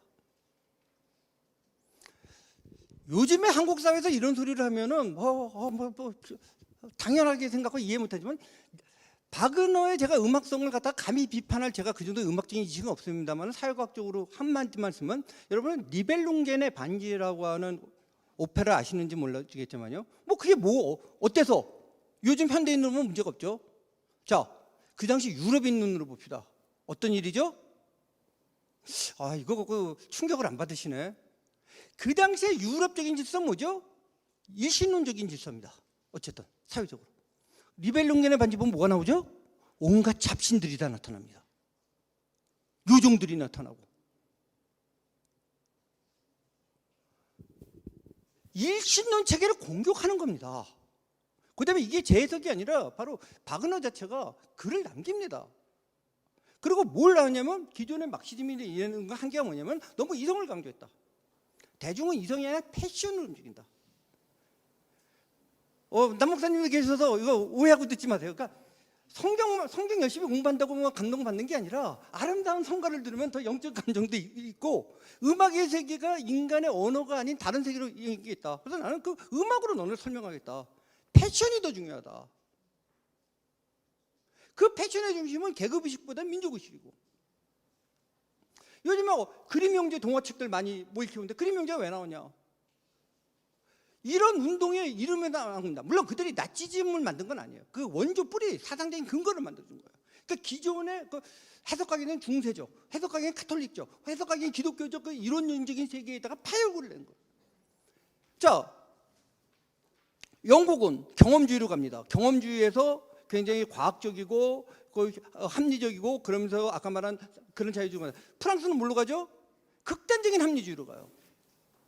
극단적인 합리주의 머리로 이성을 하면서 유토피아를 건설해나가 유토피아를 머릿속에 그려내고 그 유토피아를 현실에 이식시키려고 들어요. 그래서 아까 말한 로베스피에르의 대학살이 일어나는 거예요. 근데 독일은 거기에 비해서 상대적으로 요즘은 다르지만 좀 후진국이었어요. 나폴레옹 군대가 진격해 올 때 헤겔이 만세 불렀어요. 절대 정신을 구현하러 온 사람이 온 거예요. 그래서 당시에 독일은 자기네들을 뭘로 무장하기 시작했냐면 낭만주의로 무장하기 시작했어요. 낭만주의. 제가 영어를 쓴 이유 또 설명할게요. 낭만주의 그러면 굉장히 우리 받아들이는 느낌이 달라요. 영어로 뭐죠? 로맨티시즘. 그거 똑같은 말 아니냐? 그러면 제가 할 말 없는데 거기서 어떤 말을 쓰는 거죠? 로마틱하다 이런 말이죠. 그게 낭만주의 맞지만 말은 로마틱하. 뭐예요? 중세 사회를 부정하는 거예요. 그때 굉장히 아름다운 세상이 있었던 거야. 뭐죠? 로마. 나치에 이렇게 동상도 서 있고 말이지. 전부 금욕 이런 거 강조하는 게 아니라. 그게 로맨티시즘입니다. 그러니까 합리적인 생각보다는 뭔가 감성. 그래서 이 프랑스 놈들 프랑스 혁명한다고 이건 아니고 우리 감성. 그래서 독일 유럽 여행 보시면 분도 아시지만 유스 호스텔 있죠? 유스 호스텔이 이때 19세기 때 발전합니다. 자연으로 들어가죠. 독일말 공부하신 분이지만 폴크 운동이 벌어져요. 우리나라에서 한국말로 보니까 그게 민중에 가깝죠. 국민하고 좀 달라요. 아름다운 자연, 민중, 오손도손 같이 사는 이 낭만주의. 그런데 뭐예요? 저 서구에 거대한 자본주의가 밀려들어오고 있어. 문명이라고 그러면서. 그리고 이것들이 말이지 일신론이라고 주장하면서 우리를 억압해. 언제 게르만 민족이 하나님 믿었어? 다신이었지. 수백 요정도 있고 말이지. 그래서 절대적인 진리를 주장하는 일신론이라는 게 절대적인 진리가 있는 거죠. 신을 하니까. 다신론은 뭐죠? 진리가 다양합니다. 신이 다양하니까. 거듭 얘기지만 제가 조금 짧은 시간에 많은 얘기가 굉장히 도식적으로 얘기하는 건 이해해 주세요. 세상에 뭐 이런 문제가 그렇게 단순하지는 않은데 도식적으로 가는. 그러면서 수백 요정들이 뛰어노는 것. 게르만으로 돌아가자. 어느 게르만? 기독교 이전의 게르만. 그래서 인도 게르만어, 인도 유로피아노 뭐 이런 거 찾아가면서 자기는 나치 문양 만들죠. 어디서 나온 거예요? 아리안족. 아리안족이 어디서 온 거죠? 인도에서 온 거예요. 이거 방송 나오는데 그 나치 문양과 어떤 특정 종교 문양이 좀 비슷한 게 우연이 아닙니다, 사실은. 뭐 거기다 나온 거죠. 그 뿌리를 찾다 보니까 거기서 같이 만난 거예요. 제가 어떤 특정 종교 비판하려고 아닌가 오해는 하지 마십시오. 이러면 좋겠어요. 이게 참 한국에서 언론의 자유가 있는 것 같지는 않아요, 요즘에. 잠깐. 그러니까 그 특정 종교가 잘못됐던 건 아니지만 그들이 자꾸 자기네 뿌리를 인도 아리안족으로 찾다 보니까 이제 그 심벌 같은 게 일치하는 게 생긴 거예요. 잠깐. 그래서 요즘에 시간이 될지 안 될지 모르는데요. 요즘에 미국의 일부 우익이라고 하는 흐름 중에서 보수주의가 아닌 우익 흐름을 좀 조심해야 되는 세력들이 있어요. 이런 경향들이 있는 경우들이 있어요. 이 보편주의를 비판하고 특수주의를 강조하면서 굉장히 다신론적 세계관을 부활시키려고 하는 흐름들이 있어요. 시간이 나면 제가 다시 한번 강조했는데 우리나라 아직까지 이게 좀 없는데 유럽은 지금 굉장히 많이 생겼고 미국 일부가 생겨요. 그런 게 보수주의하고 막 헷갈려서 같은 편처럼 있어요. 워낙 저 사회주의가 이상하니까. 근데 그다음에 굳이 말해 여러분 이야기 좋게 하면요. 이런 사고가 누가 가장 대변을 잘했냐면요. 시오노 나나미의 로마 이야기 있죠. 재미있는 책이고 훌륭한 책입니다. 그렇지만 그 사상 근저는 이 사상입니다. 굉장히 잡아요. 게르만 민족, 로마인들, 강인한 남성의 육체, 굉장히 자기 운명을 잘 결정하는 인물들, 거의 신과 같은, 완전 신화지만 그 그리스 신화에는 소신과 같은 사회, 야심찬 사회, 죽음을 두려워하지 않고 배를 가르고 말이지, 무사히 사회. 그런데 기독교에 와서 이게 사람들을 남자들을 전부 개집애처럼 만들어갖고 그냥 뭐 착하고 복종하라고. 시오노나메 잘 읽어보십시오. 죄송하지만 제가 잘못 읽은 게 본인이 그런 글 쓰고 그랬어요. 그런 사상이고 그게 사실 그래서 독일 나치즘 성향하고 일본 사무라이하고 결합해서 전체주의하는 건 우연이 아닙니다. 그다음에 일본의 다신교하고 그 다신교 문화가 입니다. 그래서 히틀러가 기독교를 보존했다고요? 천만의 말씀. 볼셰비키는 앞에서 그냥 대놓고 두들겨 부신 거고 히틀러는 대놓고 부시면 안 된다고 생각을 했죠. 왜냐? 이 사람은 선거를 짓고 난 사람이니까. 그렇지만 그 당시 히틀러 유켄트가 같은 거 제가 자료 있는데 원하신 분은 나누는데 그 노래 보세요. 신이 어디 있어? 만약에 있다면 우리의 퓨울러야. 총통이라고 번역했는데요. 그게 퓨울러. 굳이 말하면 리더죠. 사실 한국말로 번역하면 뭐가 제일 적합하다는 수령이라고 생각합니다. 독일말 퓨울러, 러시아말 보지지, 그다음에 한국말 수령. 이게 같은 개념이에요. 신을 대체한 인간의 우두머리거든요. 그런데 이제 독일 기독교는 어떻게 됐죠? 그 당시에 미안하지만 주류가 누구였습니까? 제가 또 저런 신학 공부하는 무식한 놈도 할 수 있지만 자유주의 신학이 팽팽했죠. 그 자유주의 신학이 도저히 못한 거예요. 그래서 뭐 보네포 목사니 뭐 몇 분이 뭐 저항하고 그랬지만 뭐 큰 미안하지만 대세를 바꾸지 못하고 나머지 그냥 순종해 버렸죠. 권력에도. 그리고 이제 또 하나 세 번째 사회주의 흐름이 나온 게 사실은 요게 논란이 있지만 루즈벨트의 뉴딜 이후입니다. 요즘에 그 공산주의 공격하면서 소설책 읽으라는 게 1984 조지 오웰의 1984 읽으라고 하는데요. 조지 오웰의 1984 읽어보시는 거 전 적극 추천하지만 그거보다도 그것도 읽고 이것도 읽는데 브레이브 뉴 월드 놀라운 신세계라고 번역됐나요? 그거 한번 읽어보십시오. 내용 뭐냐 간단하게 얘기하겠습니다. 세상이 이제 먼 미래예요. 인간이 고통이 없어. 왜 고통이 없냐? 고통스러움을 느끼면 뭘 주냐? 알약을 줘. 행복약이야. 마약이죠. 그 다음에 국가가 다 책임져. 나오면 결혼까지 다 시켜줘. 그래서 우리는 행복하다고 살아. 근데 1984는 북한은 뭐예요? 그걸 받침할 경제적인 능력이 없으니까 개판이니까 뭐 우리가 욕하기 쉬운데 그날은 물질적으로 풍요해. 이 얘기를 했더니요. 어떤 젊은 분들이 그런 사회 좋네 그래요. 난 진짜 그렇게 좀 동의한 분들 있다고 봐요. 근데 기독교 신자나 이 보수주의자가 그걸 동의할 수 있는가? 고통이 없는 사회? 죄송하지만 그거는 천국에 가서 얘기입니다. 혹은 예수님이 부활하신 후에 얘기입니다. 그리고 고통이 있으니까 행복도 하는 겁니다. 자, 이러면서 점진적인 개혁을 하는데 여기서 용어 해설 또 하나 하고 넘어갈게요. 또 일반적으로 혼재돼서 쓰지만 원래 사회과학 정통에서는 뭐냐면은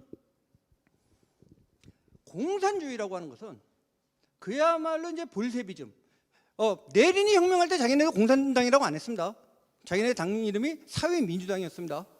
러시아 사회민주주의 노동자당이었습니다. 권력을 잡으면서 공산당으로 바꿉니다. 그래서 이 막스 이후에 사회민주당이 있었고 사회민주당에서 볼셰비키파가 자기네들 공산당으로 이름 바꾸면서 공산당으로 나갔고 여기에 남아있던 세력이 있다가 남아있던 세력이 2차 세계대전을 거치면서 1950년대 프랑크푸르트 선언이라고 하면서 우리는 이 노동자를 위해서는 개량은 원하지만 이 전폭적인 사회주의 건설은 우리 비현실적이지 안 하겠다고 이게 사회민주주의예요. 그래서 도식적으로 얘기하면 사회민주주의는 도 있지 않냐고 그래서 뭐 자유민주주의만 있냐고 하지만 사회민주주의는 자유민주주의 한 분파입니다. 분파가 됐어요. 적어도 1950년대 후반에 와서는. 근데 민주사회주의라는 말, 그건 무시무시한 소리입니다. 즉 민주사회주의, 데모크라틱 소셜리즘이라고 하고 요즘에 뭐 나오는데 데모크라틱 소셜리즘은 뭐냐면 볼셰비키즘 방법은 틀렸지만 그게 진짜 지켜져 평화적인 방법에 의해서 결국 사회주의를 이루자는 거예요. 볼셰비즘하고 똑같은데 방법론에서 따른 거예요.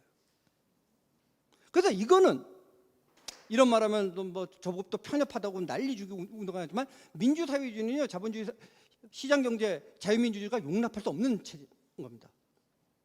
저는 사회민주주의 합리적인 사회민주주의는 용납할 수 있다고 보고 뭐 우리 같은 가득 기독교는 아니지만 우리가 기독교인들끼리만 살 건 아니니까 뭐 있을 거 대화도 나눌 수 있다고 봐요. 근데 이 민주사회, 근데 우리 공산주의 나쁜 건 아는데 이 민주사회주의를 경계를 안 해요. 이 민주사회주의가 오히려 지금 대한민국에서 굉장히 무서운 존재가 돼요.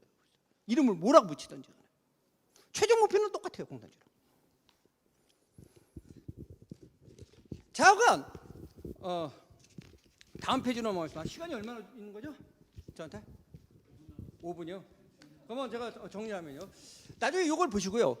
미국에서 이 경제적 보수주의, 미국에서 보수주의 흐름이 만들어진 거는 세 가지 흐름이 합쳐집니다. 경제적 보수주의자들, 철학적 보수주의자들, 반공적 보수주의자들이 하는데, 경제적 보수주의자는 아까 리버테리안적인 경향에서 완전한 순수 리버테리안을 안 간 사람들이 나온 겁니다. 이 사람들이 굉장히 자유를 강조하고 시장 경제를 강조하는 사람들이에요. 그다음에 철학적 보수주의자는 바로 왜 이 매스 사회, 매스 소사이어티, 대중사회가 자유를 부르짖으면서 결국 전체주의의 밥이 됐는가, 여기에 대한 고민을 가지면서 나타난 생각입니다.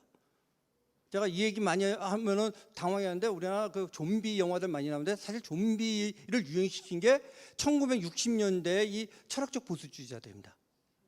뭐 저게 인간이 다 좀비가 된 거예요. 저게 인간인지 괴물인지 생각이 뭐 머리가 비어갖고 헤이 이러고 뛰어다니는 거야. 그냥 우떼거리 좀 몰려다니고 개성을 상실하고. 그래서 굉장히 보수주의자는 개인과 개인의 개성을 강조합니다.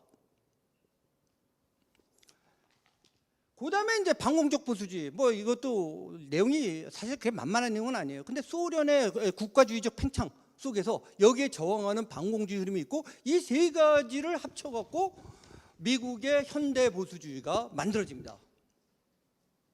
그래서 요약을 하면 25페이지 맨 마지막에 나오지만, 미국 정치 세력화된, 정치 세력으로서의 미국 보수주의의 가치는 네 가지입니다. 자유기업, 제한된 정부. 아까 제한된 정부입니다. 정부가 일을 잘해야 돼요. 굉장히 효율적이고 이펙티브하고 그런 정부는 만들어야지만, 정부가 쓸데없는 짓 다 해서는 안 돼요. 정부가 이 교회를 대체하려고 들면 안 돼. 가족을 대체하려고 들면 안 돼. 그다음에 강한 국방. 그다음에 이 정통적인 가치. 정통적인 가치에는 바로 이 기독교적 가치를 주로 얘기합니다. 그래서 시간이 5분이라니까요. 뭐든지 구별하기 위해서는 뭔가 다른가를 구별해야 되는데, 29페이지를 한번 보세요. 이거 정리 잘하는데, 이 미국 보수주의도 생기니까 이 안에서도 무지 싸웁니다. 한쪽에서 뭐냐면 로버트 웰치, 존 버치 협회 같은 게 있게 돼요. 뭐 이 세력을 무조건 욕할 건 아닌데요. 이 존 버치 이란 분이 누구냐면은 미국 선교, 중국 선교사예요. 근데 중국 선교 활동을 하니까 중국말을 거의 원어민처럼 하고 활동을 하다 보니까, 사실은 이제 전쟁이 나니까 미국 OSS에 가담을 해갖고 이제 일본군과 싸우고 이 공산군과 싸우는 분인데, 그래서 나쁘게 보면은 스파이이기도 합니다. 그러니까 CIA 전신의 공작 요원이기도 한데, 이 사람 공작 요원으로 간 게 아니라 선교사인데 현지인이 말 잘 되고 현지어도 잘하고 그때요. 그래서 이제 중국이 공산화됐을 때 전부 나와라 그러는데, 이분은 그냥 남습니다. 난 끝까지 여기서 지키겠다. 그래서 이 사람이 그런 공작 교육도 받았기 때문에 전투도 할 줄 알고 그래갖고 거기 교인들하고 같이 거꾸로 역으로 산에서 올라가서 빨치산을 하다가 순교한 분이에요. 그래서 이분을 갖다가 기린 협회가 만들었는데, 이 협회에 장단점이 있는데요. 시간이 짧으니까 간단히 얘기하면, 장점도 많지만 너무 지나친 우익이 돼요. 심지어는 뭐냐면 다 빨갱이야. 심지어는 아이자이어 언어도 빨갱이라고 주장하기 시작해요. 그래서 저건 좀 아니다. 저쪽이랑 좀 끊어야겠다, 이런 식이 되고, 근데 좌편향이 하나 생겨요. 이게 또 아까 말한 리버테리안 경향에서 나타나는데, 뭐 하나님이 어디 있어? 뭐 이런 사람들이 또 있는 거야. 너도 뭐 너가 우익이고 자본주의 옹호하는 거 맞지만 너도 우리 보수주의는 아닌 것 같다. 그래서 아까 말씀드렸던 반공적인 가치, 우리는 보수적으로 반공만 하는데 반공이 틀렸다는 게 아니라 반공 플러스 바로 그러니까 쉽게 말해서 하나님을 믿는 반공 클래시컬 리버럴이 보수주의자입니다. 뭐 시간이 없다 그러니까 뭐 이걸로 하고, 혹시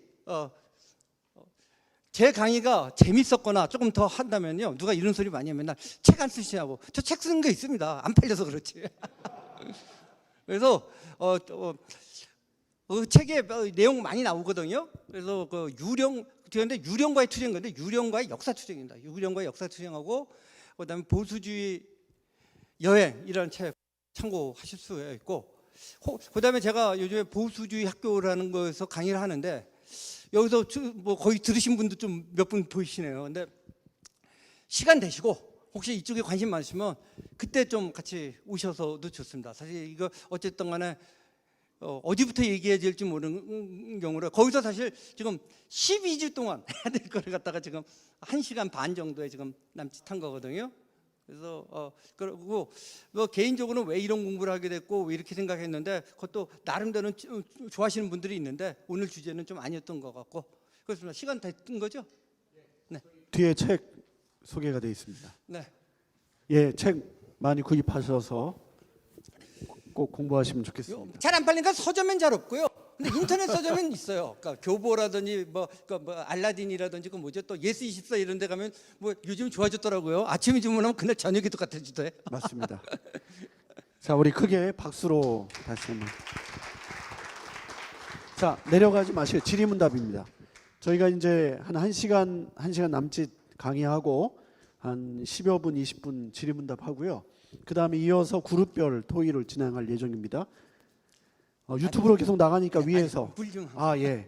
저희 죄송합니다. 물을 준비를 예. 자, 자유롭게 질문 해 주시죠. 강의를 잘 들으신 분들은 질문할 게 많겠죠. 예, 교수님. 저희 마이크 좀 부탁드리겠습니다. 예. 질문자 앞으로 나오시면 유튜브에 아니 그럴 것까지는 아니고 책 제목에 예. 유령과의 역사 투쟁이라고 하는 게 나오는데 거기서 말하는 그 유령은 공산주의 유령을 말하는 거예요? 뭐를 말씀하시는 거예요? 네, 맞습니다. 뭐 다이렉트하게 공산주의고요. 뭐 넓은 의미에서 진보주의. 그러니까 진보가 아니라. 그런데 전 진보는 찬성합니다. 진보주의를 얘기할 수 있습니다. 그러니까. 예, 저기 조정민 목사님.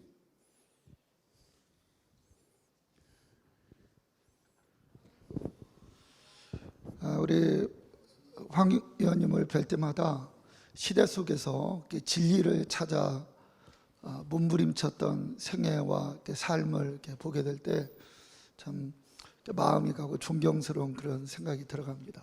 오늘 강의를 들으면서 보수주의의 가치를 통해서 보수주의에 영향을 미쳤고 또 우리가 보수주의로 평가하는 그런 보수주의 가치로 돌아보는 어떤 여행과 같은 내용이었는데 사실 이렇게 말씀하신 대로 보수주의는 기독교 가치에서 나오게 되었고 복음에서 나오게 되었는데 결국 복음은 하나님의 계시고 그 복음을 통해서 하나님을 알고 인간을 이해하는 그 가치의 산물이잖아요.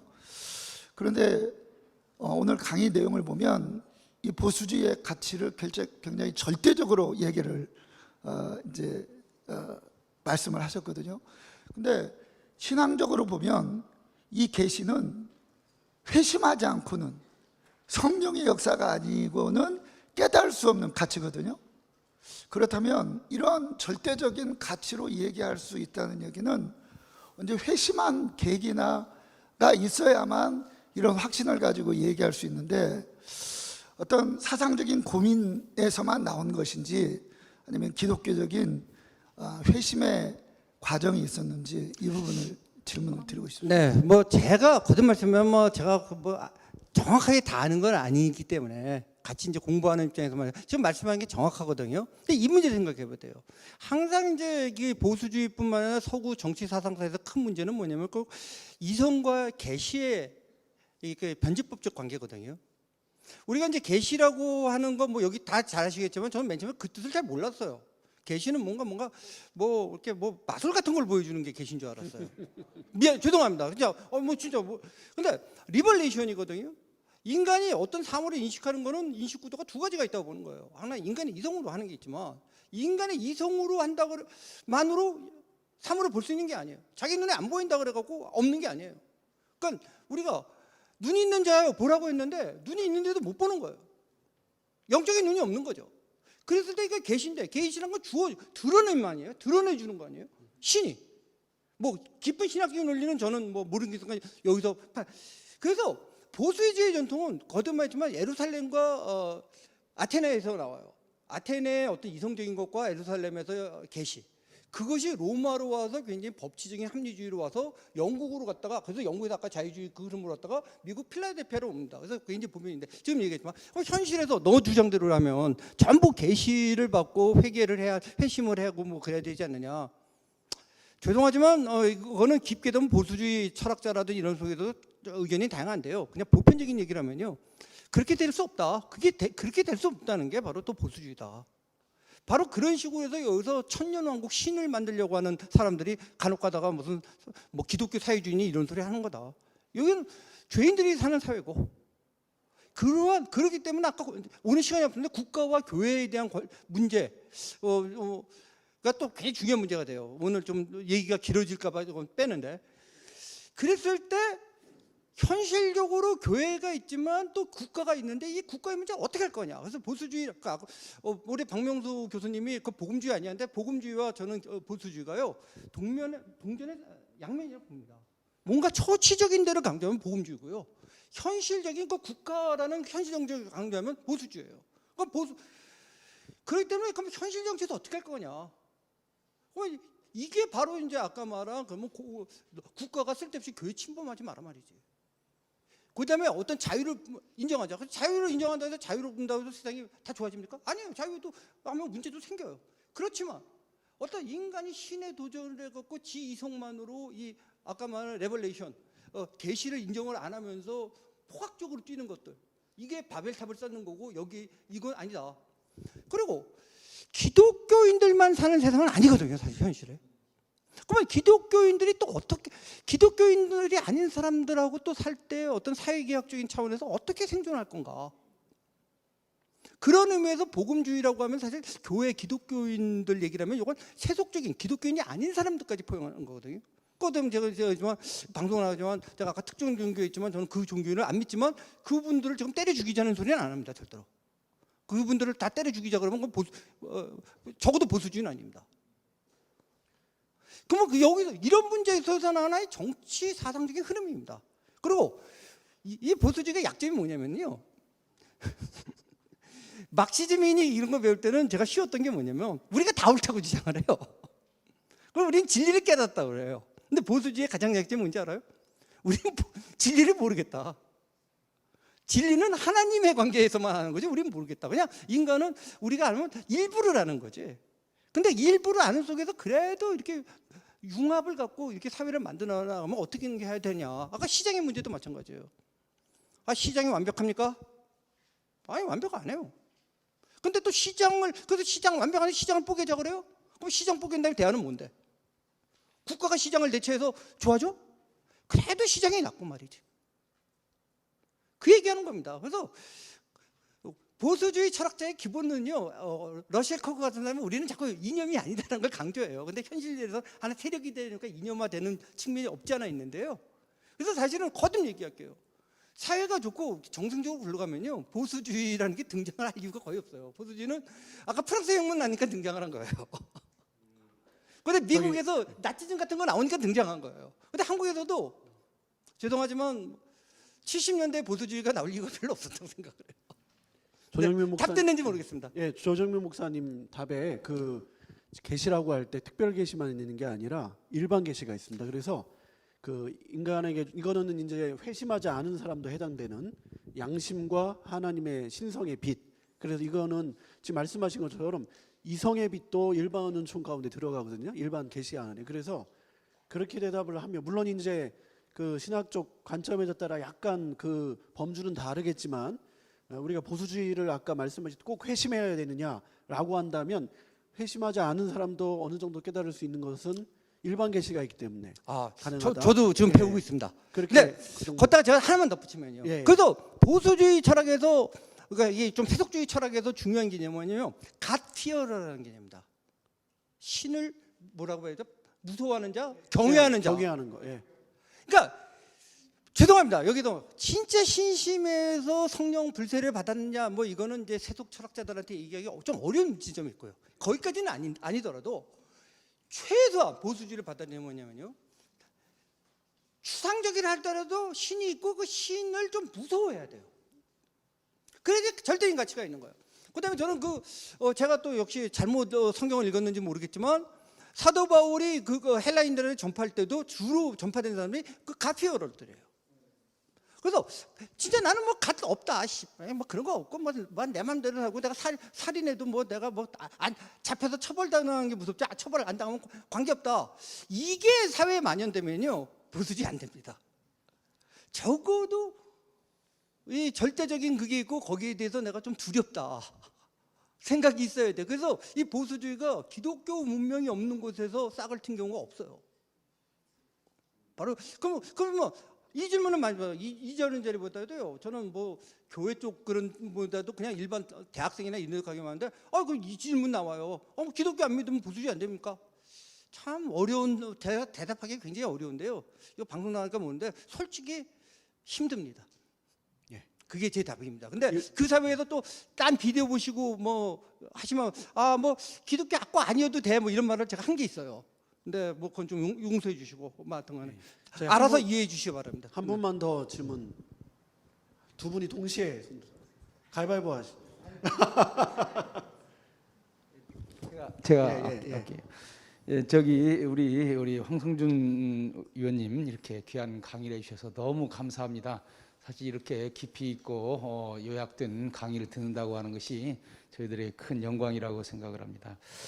저는 이런 점에서 우리 한국 기독교 목사님들이 종교적인 용어가 아닌 신학적인 용어가 아닌 일반적인 용어로 현대 사상을 얘기할 때 어떻게 얘기해야 되는가라고 하는 것을 많이 배울 수 있다고 생각을 합니다. 그런 점에서 매우 기쁘게 생각을 하고요. 두 가지 말씀드린다면 첫 번째는 보수주의 출현과 복음주의 출현이 거의 같다고 하는 것입니다.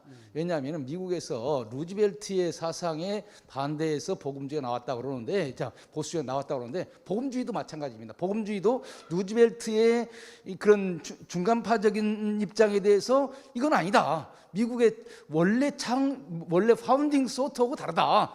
그래서 나온 것이 말하자면 그 복음주의고 그 복음주의의 기수가 빌리그램인 겁니다. 이런 측면에서 보수주의 등장과 복음주의 등장이 같다. 하나는 교회를 상대로 해서 종교적인 용어로 얘기하는 것이고 또 하나는 일반인을 상대로 해서 일반적인 용어를 하는 것이다. 그런 측면에서 우리 자유역사 포럼이 왜 기독교 모임인데 왜 보수주의라고 하는 정치적인 용어를 쓰느냐라고 할 때 그런 얘기를 할 수 있고, 한 가지 제가 궁금한 것은요.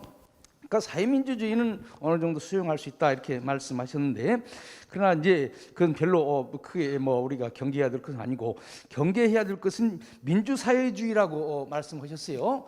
그런데 그 민주사회주의가 구체적으로 우리 한국적인 현실 속에서 구체적으로 표현된 것이 있다면은 뭘까?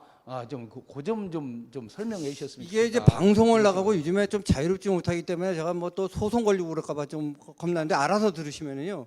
쉽게 말해서 민주사회주의는요 공산주의자인데요. 기존의 폭력혁명론이 아닌 방법으로 공산주의 혁명하자는 사람들이에요. 그다음에 미안하지만 저랑 같이 학생운동권에 있어서는 핵심들, 그다음에 변두리도 잘 모르고 있는 선수는 빼고는 공산주의자 내지는 민주사회주의자들이에요. 근데 이제 공산주의는 요즘에 조금 노골적으로 얘기하기를 피하죠. 이유가 뭐냐면 워낙 북한이 개판을 쳐주고 그러니까 우리 공산주의는 다른데 그 공산주의는 다른데 우리 민주주의는 좋아. 민주주의를 통해서 지상낙원을 만들게 이런 소리를 하는 건데 많죠. 뭐 특정 정당도 있다가 해산도 당하고 뭐 하여튼 간에. 근데 또 누구 그래? 아니야, 걔는 노골적이야. 폭력혁명 하려고 그래. 뭐 그 중간지대들 많고요. 근데 지금 말씀은 지적 굉장히 중요한데요. 제가 일반 사회에서 강의할 때 빼먹은 얘기인데 하나 생각난 게요. 보수주의는요. 종교 각성운동과 항상 같이 일어납니다. 정치적으로도. 여기에 또 교단 교파이기 때문에 뭐 그거 갖고 저한테 너무 이렇게 얘기하지 마세요. 저는 뭐 이렇게 신학 공부한 사람입니다. 영국의 보수주의 누구 때문에 창안했는지 아십니까? 웨슬리입니다.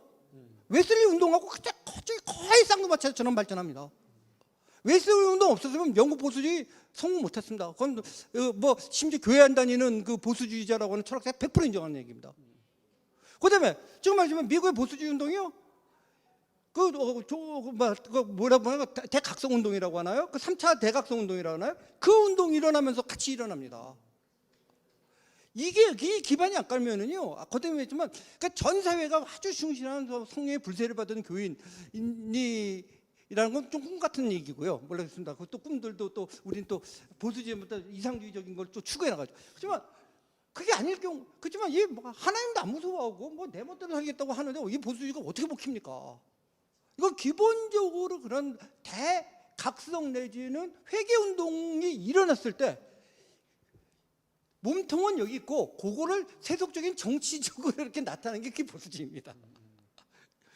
약간 도식적으로 얘기하면 100% 공감합니다. 근데 제가 이런 얘기를 미안하지만 일부러 숨기는 건 아닌데 일반 사회에 가서는 좀 잘 안 하게 되죠. 시간도 없고.